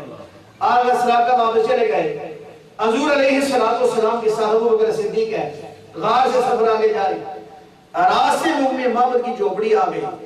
یہ بڑی مہمان نواز خاتون تھی. آپ نے دروازہ کھٹکھٹایا. معبد نے کہا کون؟ کہا دو مسافر ہیں, ہمیں دودھ چاہیے. معبد کہتی ہے میری بکریاں تو ہیں لیکن ان میں دودھ نہیں. حضور نے فرمایا کہ معبد اجازت دے. اس نے اجازت دی تو تاجدار کائنات نے بسم اللہ الرحمن الرحیم پڑھ کر اللہ پاک کا نام لے کر بکری پہ ہاتھ رکھا, اس کے تھان دودھ سے بھر گئے اور اس طرح ساری بکری میں دودھ آ گیا. یہاں تک معبد کے سارے برتن بھر گئے. دودھ ختم نہیں ہوتا, سرکار نے استعمال کر کیا. تشریف لے گئے. معبد کا خامد آیا. اس نے کہا کہ بکریاں تو اس طرح بڑی کمزور ہے, کیا ہوا؟ اس نے یہ واقعہ سنایا. کہا کہ بڑی پیاری شکل والے, آج تک میں نے اتنے حسین دیکھے نہیں ہیں, اور ان کا مدینے جا رہے ہیں. یسرب اس کا نام تھا مدینے کا, وہاں جا رہے ہیں. چنانچہ حضور علیہ السلام جب وہاں سے نکلے, کتابوں میں آتا ہے کہ ٹوٹل 80 بندے تھے جنہوں نے نبی علیہ السلام کو پہلے دیکھا ہوا تھا, جو یسرب مدینے کے تھے. باقی لوگ نہیں جانتے, اور لیکن وہ انتظار میں تھے کہ سرکار نے تشریف لانا. اور جب ایک صدیق ہے اور دوسرے سرکار ہے, جب یہ وادی طلع البدر علینا من سنیت الوداع, یہ وادی سنیت الوداع گھاٹی ہے, اس سے جب یہ ظاہر ہوئے تو اہل مدینہ نعت پڑھنا شروع کر دی کہ طلع البدر علینا من سنیت الوداع, کہ ہمارے اوپر سنیت الوداع اس گھاٹی سے 14ویں رات کا چاند جو ہے یہ نمودار ہو گیا, روشن ہو گئی. مسلم شریف کے اندر یہ واقعہ آتا ہے, یہ شعر بھی آتے ہیں کہ طلع البدر علینا من سنیت الوداع وجب الشکر علینا ما دار اللہ دائی. اچھا لوگ آگے بڑھے, انہوں نے آگے سرکار کی بجائے ابو بکر صدیق کے ہاتھ میں شروع کیے, کہا کہ یہ سرکار ہے, کیونکہ توجہ جو 3 دن اتنی پڑی پہچان نہیں سکتے ابو بکر کون ہے سرکار. آپ نے میں نے توجہ کی باتیں سنائی نا, تو 3 دن میں کیا نوار تجلیات ہوگی. حضرت سیدنا صدیق اکبر رضی اللہ تعالیٰ عنہ نے اور کیا سرکار بیٹھے, سرکار بیٹھ گئے. آپ نے اپنی چادر لی وَزَلَّ لِلْدَائِ علیہ السلام, اور اپنی چادر نبی علیہ السلام کے اوپر کر دی تاکہ لوگوں کو پتہ چل جائے کہ چادر کا سایہ کرنے والا غلام ہے اور چادر کے نیچے آنے والے امام ہے, اور یہ آقا علیہ السلام ہے. آل غرض برادران گرامی قدر, حضرت سیدنا صدیق اکبر رضی اللہ تعالیٰ عنہ مدینہ طیبہ میں سرکار کے ساتھ ہے. آپ دیکھیں وطن چھوڑا, سب کچھ چھوڑا, تو نبی علیہ السلام نے اپنے اس پیارے دوست سے, پیارے یار سے وفا کیسے کی کہ نبی علیہ السلام نے اپنا مشیر بنایا سیدنا صدیق اکبر کو. یہ جو آیت پاک نازل ہوئی وَشَاوِرْهُمْ فِي الْأَمْرِ, چوتھا پارہ, کہ اے میرے پیارے حبیب صلی اللہ علیہ وسلم آپ اپنے غلاموں سے مشورہ کر لیا کریں. علماء نے لکھا ہے یہ حضرت ابو بکر صدیق کی شان میں نازل ہوئی, اور نبی علیہ السلام فرمایا کہ ان اللہ امرنی ان تستشیر ابا بکر, کہ میرے رب نے مجھے حکم دیا ہے کہ میں ہر معاملے میں ابو بکر سے مشورہ کیا کروں, اس لیے مشورہ کرتا ہوں, یہ میرے خدا کا حکم ہے. تو حضرت سیدنا صدیق اکبر نے نبی علیہ السلام کو تنہا نہیں چھوڑا, صحابہ بیٹھے ہوئے ہیں. حضور علیہ السلام نے فرمایا میرے صحابہ آج تم میں سے روزے دار کون ہے؟ ابو بکر بڑھ کر میں روزے دار. فرمایا تم میں سے کسی نے جنازے میں شرکت کس نے کی ہے؟ عرض کیا حضور میں نے. تم میں سے خیرات کس نے کی ہے؟ ابو بکر سے سب ہم آگے بڑھے, حضور میں نے. میرے آقا علیہ السلام نے فرمایا کہ جس کے اندر یہ علامتیں پائی جائیں میں اللہ کا نبی کہتا ہوں بندہ جنتی ہے, وہ بندہ جنتی ہے. اور حضرت سیدنا صدیق اکبر رضی اللہ تعالیٰ عنہ نے حضور علیہ السلام تشریف فرما ہے, سرکار ایک بات کہہ رہے ہیں, وہ بات کیا ہے؟ فرمایا کہ 360 خصلتیں صفات ہیں, ان میں سے ایک بھی کسی کے اندر اگر پائی جائے تو وہ جنتی ہے. آج دیکھیں نا ڈاکٹر کہتے ہیں کہ بندے کی ہڈیاں ہیں جوڑی 360 ہیں, وہی جو میٹریکل کہتے ہیں سال کے دن جو ہیں اتنے ہیں 360 ہیں, ہر بندے نے اپنا حساب لگا رکھا ہے. نبی علیہ السلام فرمایا کہ 360 ایسی نیکیاں ہیں, ان میں سے ایک صفت بھی اگر کسی کے اندر پائی جائے تو وہ جنتی ہے. حضرت سیدنا صدیق اکبر بولے، عرض کیا کہ حضور ان 360 میں سے کیا میرے اندر بھی تو وہ صفت ہے؟ میرے آقا نے فرمایا کلکم فیکم، ابو بکر ساری صفتیں تیرے اندر ہیں، وہ ساری صفات تیرے اندر ہیں۔ اللہ اکبر۔ حضور علیہ السلام کے ساتھ سیدنا صدیق اکبر ہے، مدینہ پاک کے ساتھ ایک ہے پہاڑ، اس کا نام جبل احد۔ حدیث میں آتا ہے نبی علیہ السلام نے فرمایا احد مجھ سے پیار کرتا ہے، میں اس سے پیار کرتا ہوں۔ اگر کوئی پہاڑ ہو کر پتھر ہو کر آپ نے نبی سے پیار کرتا ہے تو نبی اس سے پیار کرتے ہیں، تو جو نبی کا غلام ہو کے درود پڑھتا ہے میرے نبی اس سے پیار نہیں کرتے، اس سے ناراض ہوتے ہیں؟ نہیں۔ حضور علیہ ترمذی شریف کے اندر حدیث ہے، نبی علیہ السلام نے فرمایا اعلان نبوت سے پہلے جو پتھر مجھ پہ درود پڑھتا تھا میں آج اس پتھر کو جانتا ہوں۔ لاؤ ترمذی باب الميلاد النبی کر کے دیکھ، اس کے اندر یہ لکھی ہے حدیث پاک، میں آج اس پتھر کو جانتا ہوں۔ میرے بھائیوں ذہن میں یہ بات رکھیں، اگر پتھر کو نبی جانتے ہیں یہ مجھ پہ درود پڑھتا ہے، تو جو اشرف المخلوقات انسان آپ نے نبی پہ درود پڑھتا ہے میرے نبی اس کو بھول جاتے ہیں؟ نہیں، سرکار نہیں بھولتے، ہم بھولے ہوئے ہیں، سرکار اپنے ملک کو نہیں بھولے۔ اللہ اکبر۔ عرض قبلی ہو جائے، حضور علیہ السلام نے فرمایا یہ مجھ سے پیار کرتا ہے اور میں اسے پیار کرتا ہوں۔ ایک دن سرکار کے ساتھ ابو بکر صدیق تھے، سیدنا فاروق اعظم تھے اور سیدنا عثمان غنی تھے۔ کیسا سما ہوگا، کیسا یہ لمحہ، کیسا وقت ہوگا کہ جب سرکار کے ساتھ سرکار کے یاد ہے۔ اللہ اکبر۔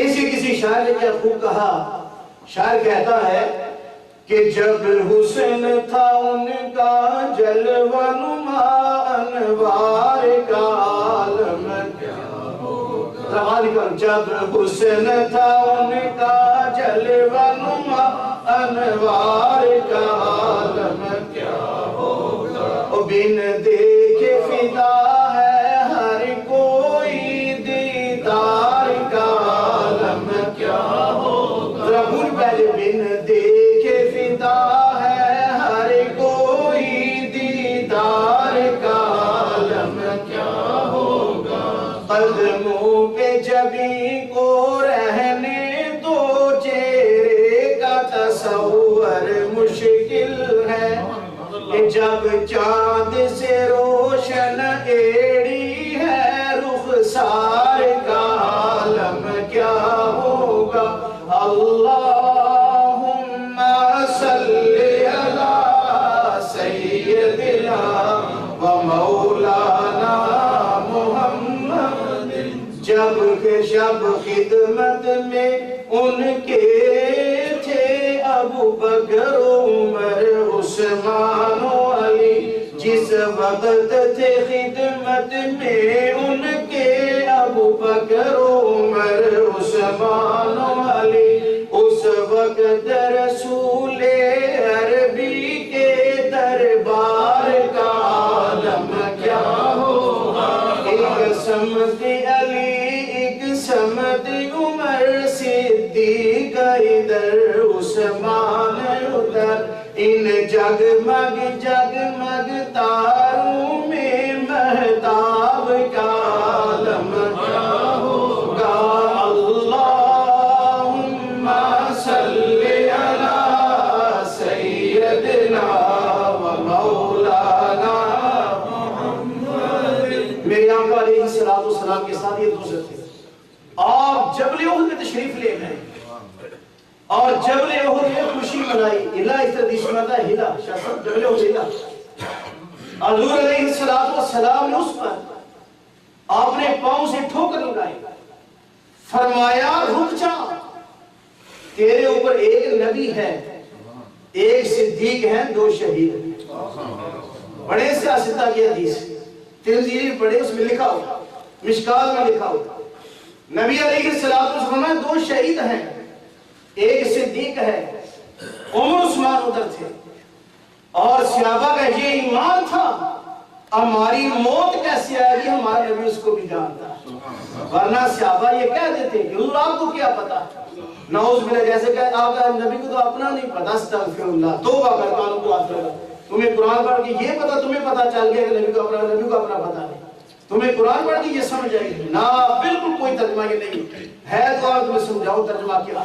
میرے آقا علیہ السلام نے 10 ہستیاں کو عشرہ مبشرہ جن کو دنیا میں جنت کی بشارت دی، اگر یہ کہیں کہ نبی علیہ السلام کو پتا نہیں تو عشرہ مبشرہ کا مفہوم ختم ہو جاتا ہے۔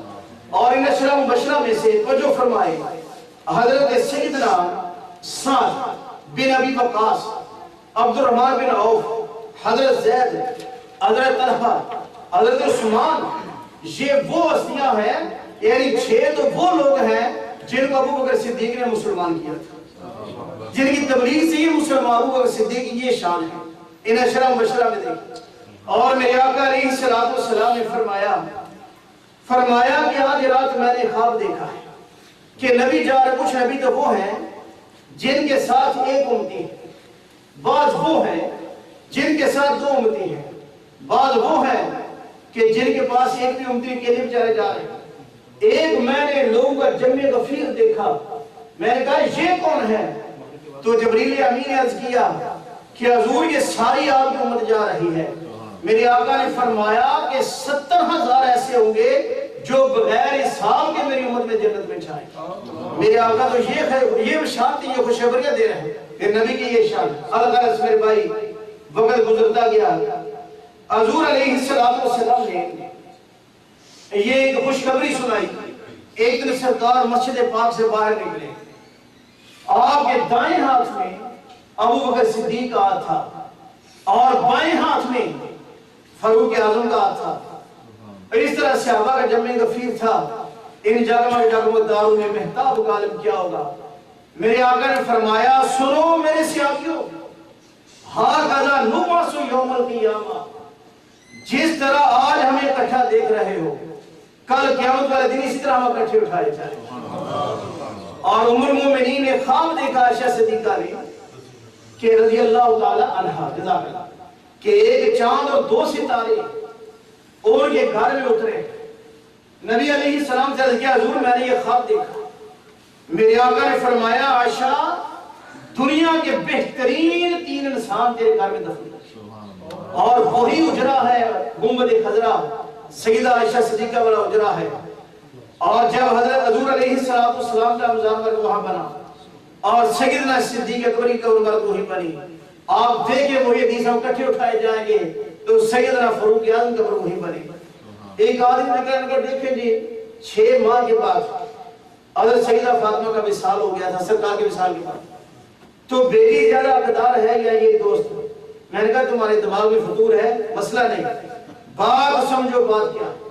جب سیدہ کا رات کو جنازہ اٹھا تو غیب سے آواز آئی تھی کہ سیدہ کو اس طرف لے آؤ۔ صحابہ نے دیکھا تو جنت البقیع میں خود ہی قبر تیار ہو چکی۔ میں نے کہا پڑھو کتابیں کیا لکھا ہوا۔ اس صحابہ کے ہمارے مت شک کرو، میرے آقا نے تو پہلے یہ بشارت سنا دی تھی کہ عائشہ تیرے گھر میں دنیا کے بہترین 3 انسان دفن ہوں گے۔ یہ سیدنا صدیق اکبر رضی اللہ تعالی عنہ، نبی علیہ السلام نے اپنی ظاہری زندگی مبارکہ میں ان کو مصلی پہ کھڑا کیا۔ بخاری شریف کے اندر آتا ہے آپ نے فرمایا ابو بکر کو حکم دو کہ نماز پڑھائیں، اور ابو بکر صدیق رضی اللہ تعالیٰ عنہ نماز پڑھا رہے تھے۔ تو میرے آقا علیہ السلام تشریف لائے، دیکھو تو صحیح ابو بکر، تو صحابہ نے دیکھا تصویر کہتے ہیں اس طرح صحابہ نے الٹی ہاتھ سے تالیاں بجائیں کہ سرکار آ گئے، اور ابو بکر پیچھے ہٹنے لگے۔ نبی علیہ السلام نے اشارہ کیا نماز کو مکمل کرو۔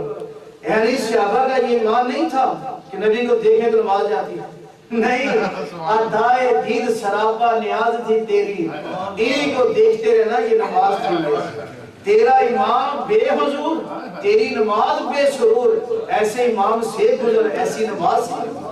وہ نماز کیا نماز، جس نماز میں تصور مصطفیٰ، جس نماز میں اپنے آقا علیہ السلام کا ادب نہیں، تعظیم نہیں۔ تو حضرت برادران گرامی قدر، یہ چمکتا ہوا آفتاب صداقت، وفادار، امیر المومنین، خلیفہ برحق، خلیفہ بلا فصل، افضل الخلق بعد الانبیاء والمرسلین، حضرت سیدنا صدیق اکبر رضی اللہ تعالیٰ عنہ، آپ کا وصال مبارک اس مہینے میں ہوا۔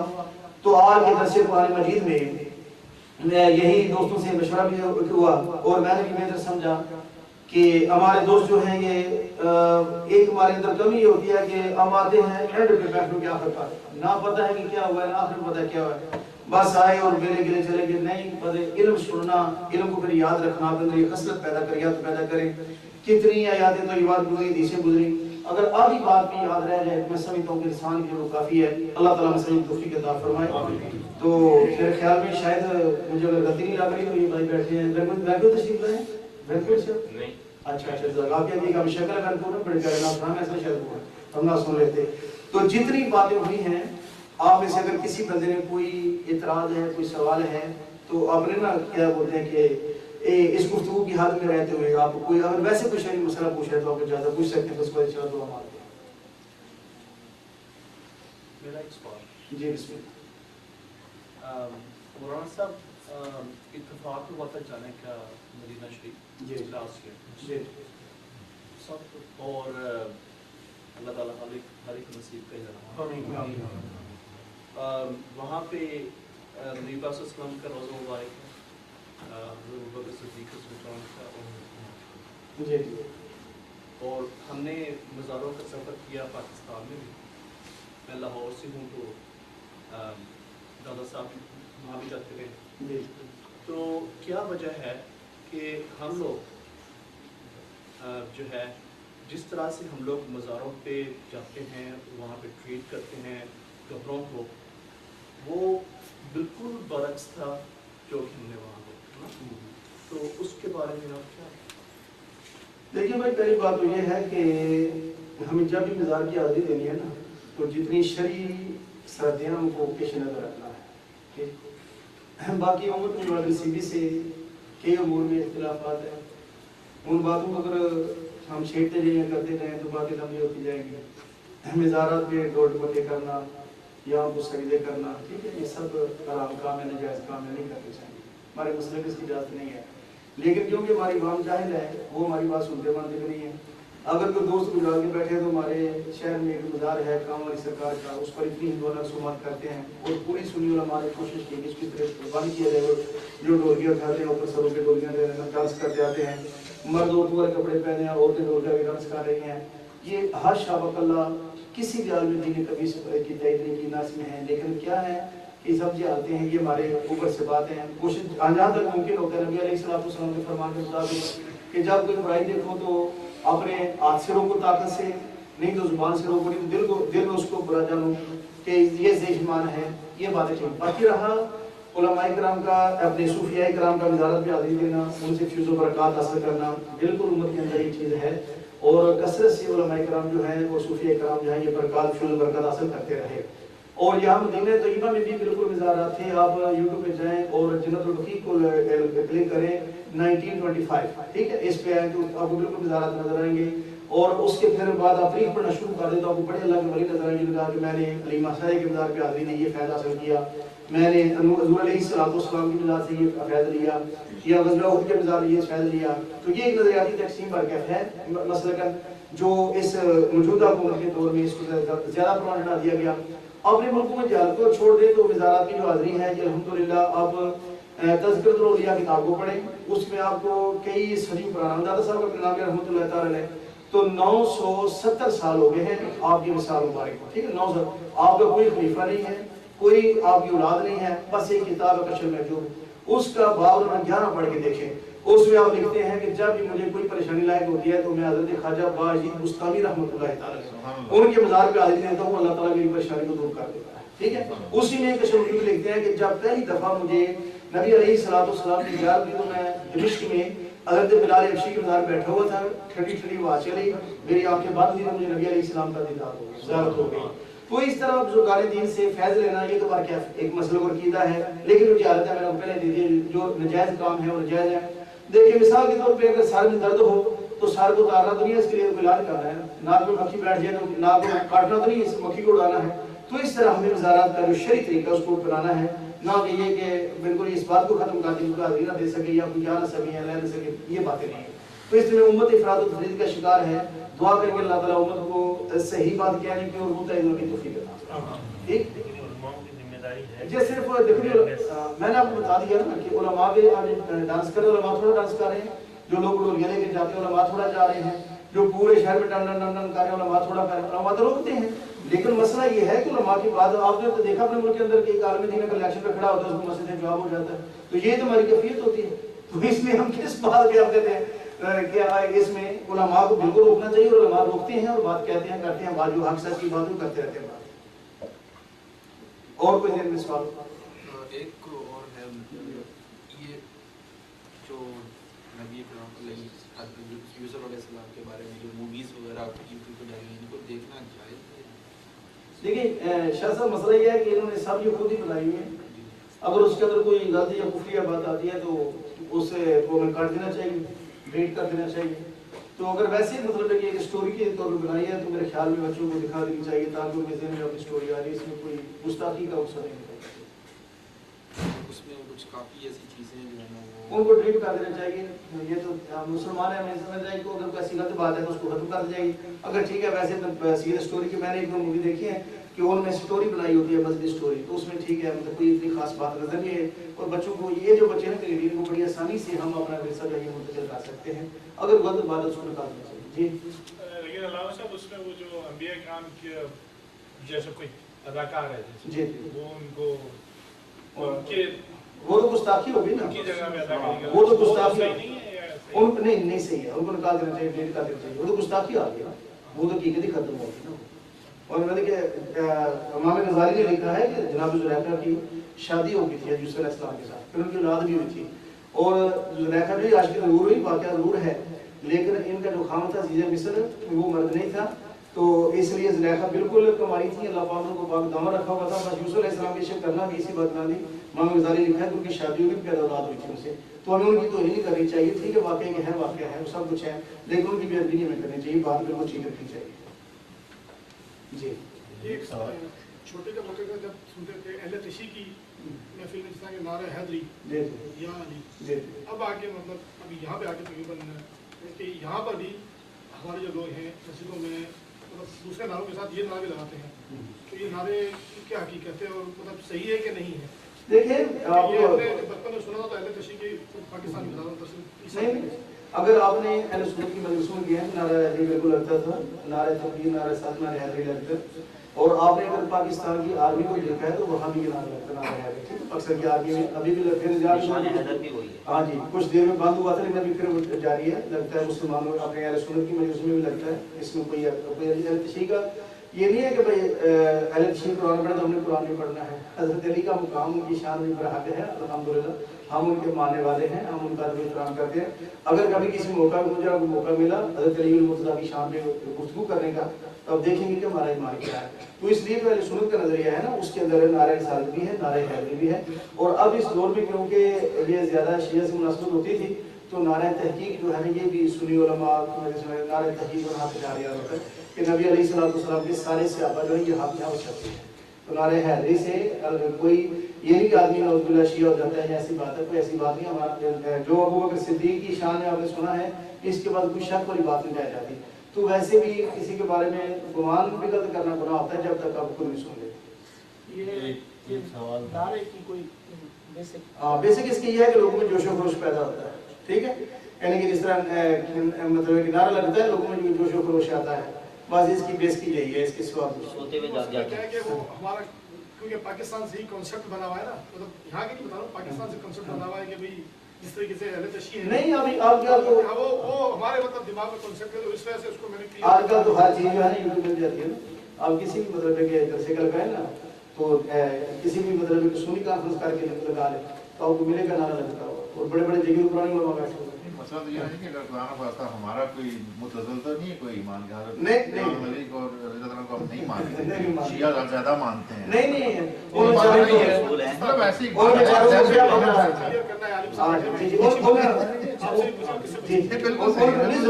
ویسے کامن سینس ان بیچاروں کو کیا پتا حضرت ابوبکر صدیق، فاروق اعظم، عثمان غنی حضرت علی المرتضیٰ کے امام ہیں اور حضرت علی نے تو ان کی بیعت کی، ان کی پیچھے نمازیں پڑھی، تو کیا پتا کہ ان صحابہ کی شان کیا ہے. اس لیے ہم ان باتوں کے قائل ہیں الحمدللہ. تو اس سے ہمارے دل میں جس طرح صحابہ کے اندر مولا کے اندر بھی ہے.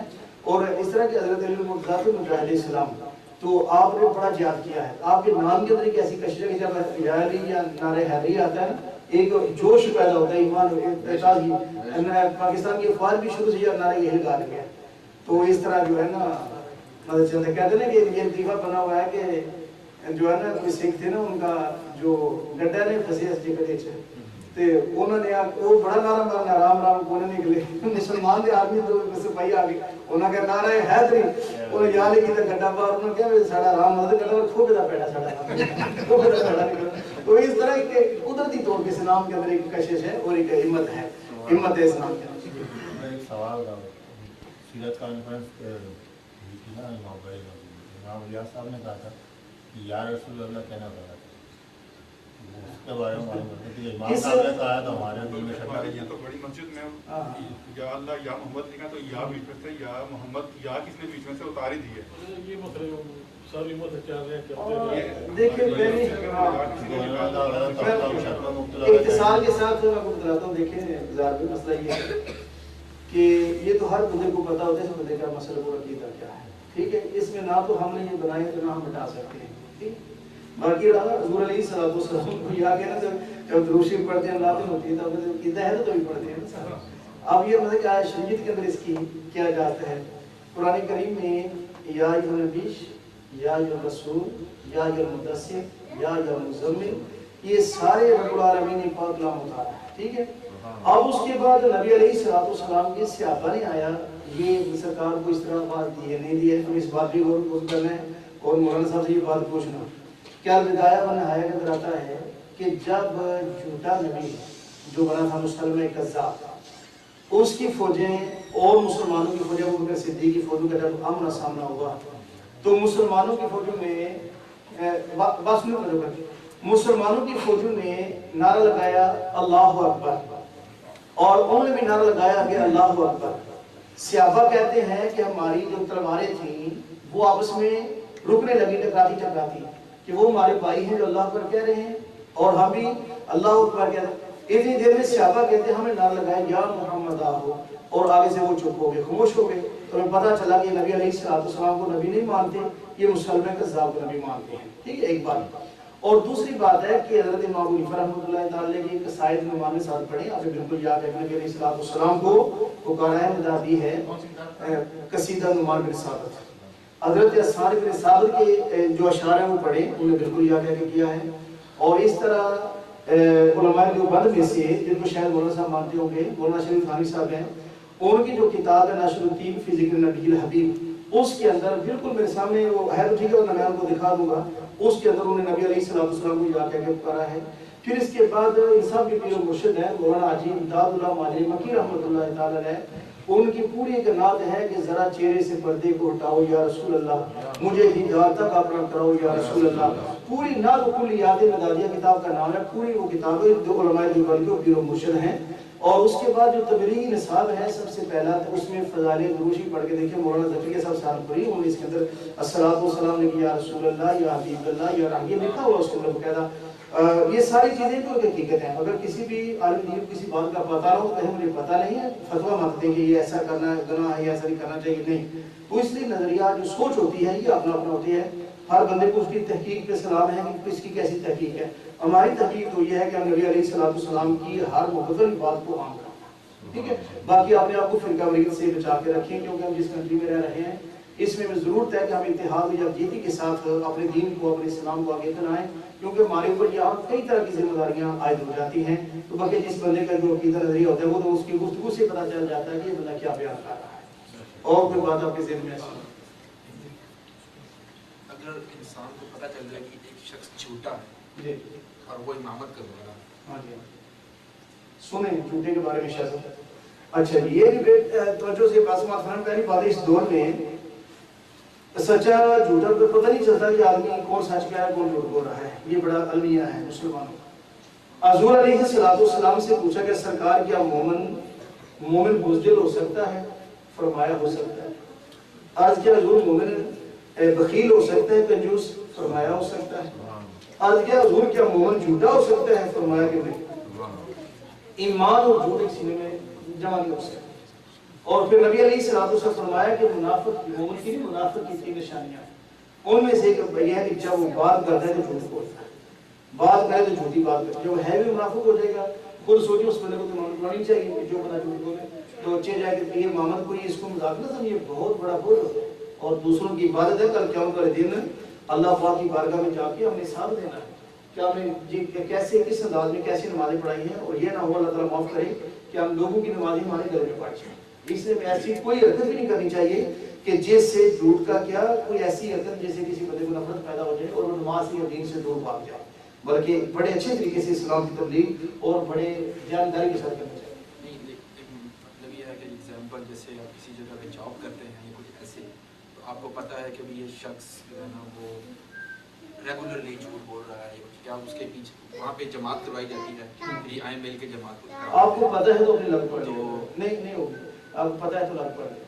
لیکن امام صاحب مولانا صاحب جو امتی ہیں وہ ابھی سارے جھوٹے ہی ہیں، نہیں نہ کریں میں دیکھیں میرے کہاں سے لے کے آئیں گے؟ اگر میں آپ نے ایک کو نکالتے ہیں آپ دوسرے نے لے کے آتے ہیں۔ نبی علیہ السلام کی حدیث سنائی آپ کو، ٹھیک ہے؟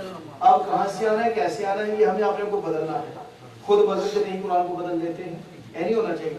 ہم نے اپنے کو بدلنا ہے، قرآن کی اس کو نہیں بدلنا۔ دین قرآن ہے، دین بالکل نہ ہے، فارغ دین ہے، دین وہی ہے تو ہے، ماڈرن نہیں بنا، ہم ماڈرن نہیں بنانا ہے اس کو۔ آپ نے بالکل آپ نے اسی بات پہ نبی علیہ السلام کو فرمایا اور اللہ پاک نے نازل فرمایا، اسی دین پہ کام لینا ہے۔ آلریڈی سپر ماڈرن ایسی نماز سے گزر، ایسے امام سے گزر۔ اور کسی کے ذہن میں کوئی شرعی مسئلہ ہو کسی قسم کا تو پوچھ لیں، تھوڑا سا وقت ہے دعا مانگیں، کھانا تو نماز کے بعد ہی کھانا ہے نا، اس لیے میرے ٹائم میں کھڑا کہ سوال جواب ہو جائے۔ ریفریشمنٹ ہے کھانا، اچھا پہلے ہے نماز کے بعد، نماز کے بعد ہی ہے۔ اور کوئی شرعی مسئلہ آپ کے ٹی ذہن وی میں؟ پہ ایک نا بحث ہو رہی تھی، کافی وہ دور پکڑ گئی تھے، تو میں آپ سے شیئر کرتا ہوں۔ آپ نے ابھی عرض کیا کہ جس طرح وہ شیعہ حضرات کو گھوڑا نکالتے ہیں، نام نہ لو، اس کے ویسے بات جی، تو پھر وہ گھوڑا نکالتے ہیں تشبیہ کے لیے کرتے ہاں جی، ہیں کچھ، تو اس پہ بحث ہو رہی تھی میلاد جو میلاد النبی کے اوپر جو وہاں پہ تشبیہ نکالتے ہیں نا نبی پاک صلی اللہ علیہ وسلم کے روزہ مبارک کی خانہ کعبہ، تو وہ ہم نے خود دیکھا اپنی آنکھوں سے، لیکن ہمیں تو مطلب ٹھیک ہے ہمارے لیے تو، لیکن پھر وہاں پہ انہوں نے یہ دکھایا، ایون کہ وہ کہتے ہیں ٹی وی پہ یہ دکھایا کہ لوگوں کو کہا گیا کہ آپ طواف کریں، اس کے اوپر مولانا صاحب وہاں پہ جو ایک صاحب تھے جو کہ میلاد کو مانتے ہیں، ہم بھی مانتے ہیں، ایسے مانتے ہیں، وہ اس کے اوپر مطلب اس پہ ناراض ہوئے کہ جناب یہ ٹھیک ہے، یہ اس طرح ٹھیک ہے، یہ اس طرح کی بالکل بات ہونی ہے۔ پتہ کیا آپ کو میں یہ بتاؤں، میں جیسے پہلے عرض کیا نا کہ کچھ جہالتیں ایسی ہوتی ہیں جن چیزوں میں دیکھو محبت کے اور بھی بڑے رنگ ہیں۔ ہمیں سب سے پہلی بات تو یہ ہے کہ ہم نبی علیہ السلام کے نقشے قدم پہ چلنا ہے، سرکار کی سنت کو زندہ کرنا ہے۔ حضور علیہ السلام نے فرمایا کہ جس نے فساد امت کے وقت میری ایک سنت کو زندہ کیا، اللہ پاک اس کو 100 شہید کا ثواب عطا فرمائے۔ تو اس لیے ہم نے یہ نہیں کہ ایسے امور انجام دیں کہ جن کے اندر اوریانی فحاشی پھیلے، یہ چیز آپ کی صحیح ہے، لیکن طواف کرنا خانہ کعبہ کا سوا کسی کا بھی جائز نہیں، ایون کہ نبی علیہ السلام کے روزہ گاہ کا طواف کرنا بھی جائز نہیں۔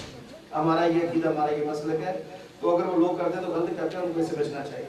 مطلب شہید بھی جو ہے شہید بدر، جی جو آپ نے سنائی ہے اس میں 100 شہیدوں کا سوال، وہ بھی شہید ہے، جی ایک سنت کو ایک سنت کو زندہ کرنا، تو ہمیں چاہیے کہ نبی علیہ السلام کی سنتیں ہیں ان پہ عمل کریں، اور جو شریعت ہوتا ہے، لیکن میلاد کا مقصد یہی ہے کہ حضور کی شان بیان کر کے ہم اپنے دین کی طرف واپس آئیں، دین کی طرف واپس آئیں۔ تو اگر ایسے ہمارے امور ہوں جو ناپسند ہے شریعت کے اندر، تو ان سے بچنا ہے، ان کو بچانا ہے۔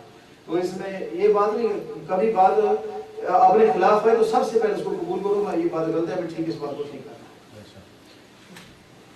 ایسا کہ ہم لوگ جب چھوٹے تھے تو ہمارے فادر ماما یہ سب مطلب قرآن خوانی وغیرہ کرواتے تھے، لیکن آج کل یہ سنتے کرتے نہیں، یہ قرآن خوانی کرانا صحیح نہیں ہے، آپ کیوں قرآن خوانی کرواتے ہو، یہ جائز نہیں ہے۔ تو اس میں آدمی ہوتا ہے کہ یار یہ یہاں تک کہ کہتے ہیں کہ یہ گناہ ہے، یہ کہتے ہیں گناہ، تو آدمی سچ اوپن یار میں صحیح کام کر رہا ہوں نہیں کر رہا ہوں، کہ قرآن خوانی یاد کر رہا ہوں، اس سال ثواب، ٹھیک ہے، اس کے اندر آپ کوئی بھی عمل خیر دوسرے بہن بھائی کو، والد کو، والدین کو، بزرگوں کو پیش کر سکتے ہیں۔ حدیث پاک میں آتا ہے کہ مرنے والا ڈوبنے والے کی طرح ہوتا ہے، اور وہ فریاد کرتا ہے کہ میرے لیے کوئی دعا کرے۔ تو جب بھی اس کا کوئی بیٹا دوست احباب اس کے لیے بخشش کی دعا مانگتے ہیں تو اس کو قبر میں اس کا فائدہ ہوتا ہے. مشکات شریف کی حدیث ہے، نبی علیہ السلام نے فرمایا کہ جنت میں اللہ تعالیٰ ایک بندے کا درجہ بلند کرتا ہے اور وہ کہتا ہے کہ یہ درجہ کیسے بلند ہوا ہے؟ اللہ پاک فرماتا ہے کہ تیرے بیٹے نے تیرے لیے بخشش کی دعا مانگی. یہ مشکات ہے. اور نماز کے اندر آپ یہ دعا جو پڑھتے ہیں کہ ربنا اغفر لی ولوالدی وللمؤمنین یوم یقوم الحساب. اور یہ باتیں جو وقت آگے جا رہا ہے نا آپ بڑا کچھ سنیں گے. ابھی ادھر کیرگری ہمارے شہر میں ایک اور بات سننے کو آ رہی ہے. ایک بندہ آیا، اس نے ایک حدیث میرے سامنے رکھی. کہنا حدیث میں لکھا ہوا ہے جی کہ بسم اللہ پڑھو اور کھاؤ. تو اس میں یہ کہا ہے کہ ذبح کرنا یہ ضروری ہے. میں نے کہا یہ شروع کرنے وقت کی بات ہے، اللہ سے ڈرو. ہو گیا عربیوں نے تمام فتویٰ دے دیا کہ جو چکن لال ہے، یہ بکرا لال ہے، تو ان میں جہاں سے ملتا ہے بسم اللہ پڑھو اور کھاؤ. نعوذ باللہ من ذالک، بغیر ذبیحے کے حلال ہے، بغیر ذبیحے کے حرام ہے. اور یہ جہاں بسم اللہ الرحمن الرحیم پڑھو کہ شیطان اس میں شامل ہوتا، شرکت نہیں کرتا، تو اس طرح یہ جائز ہے.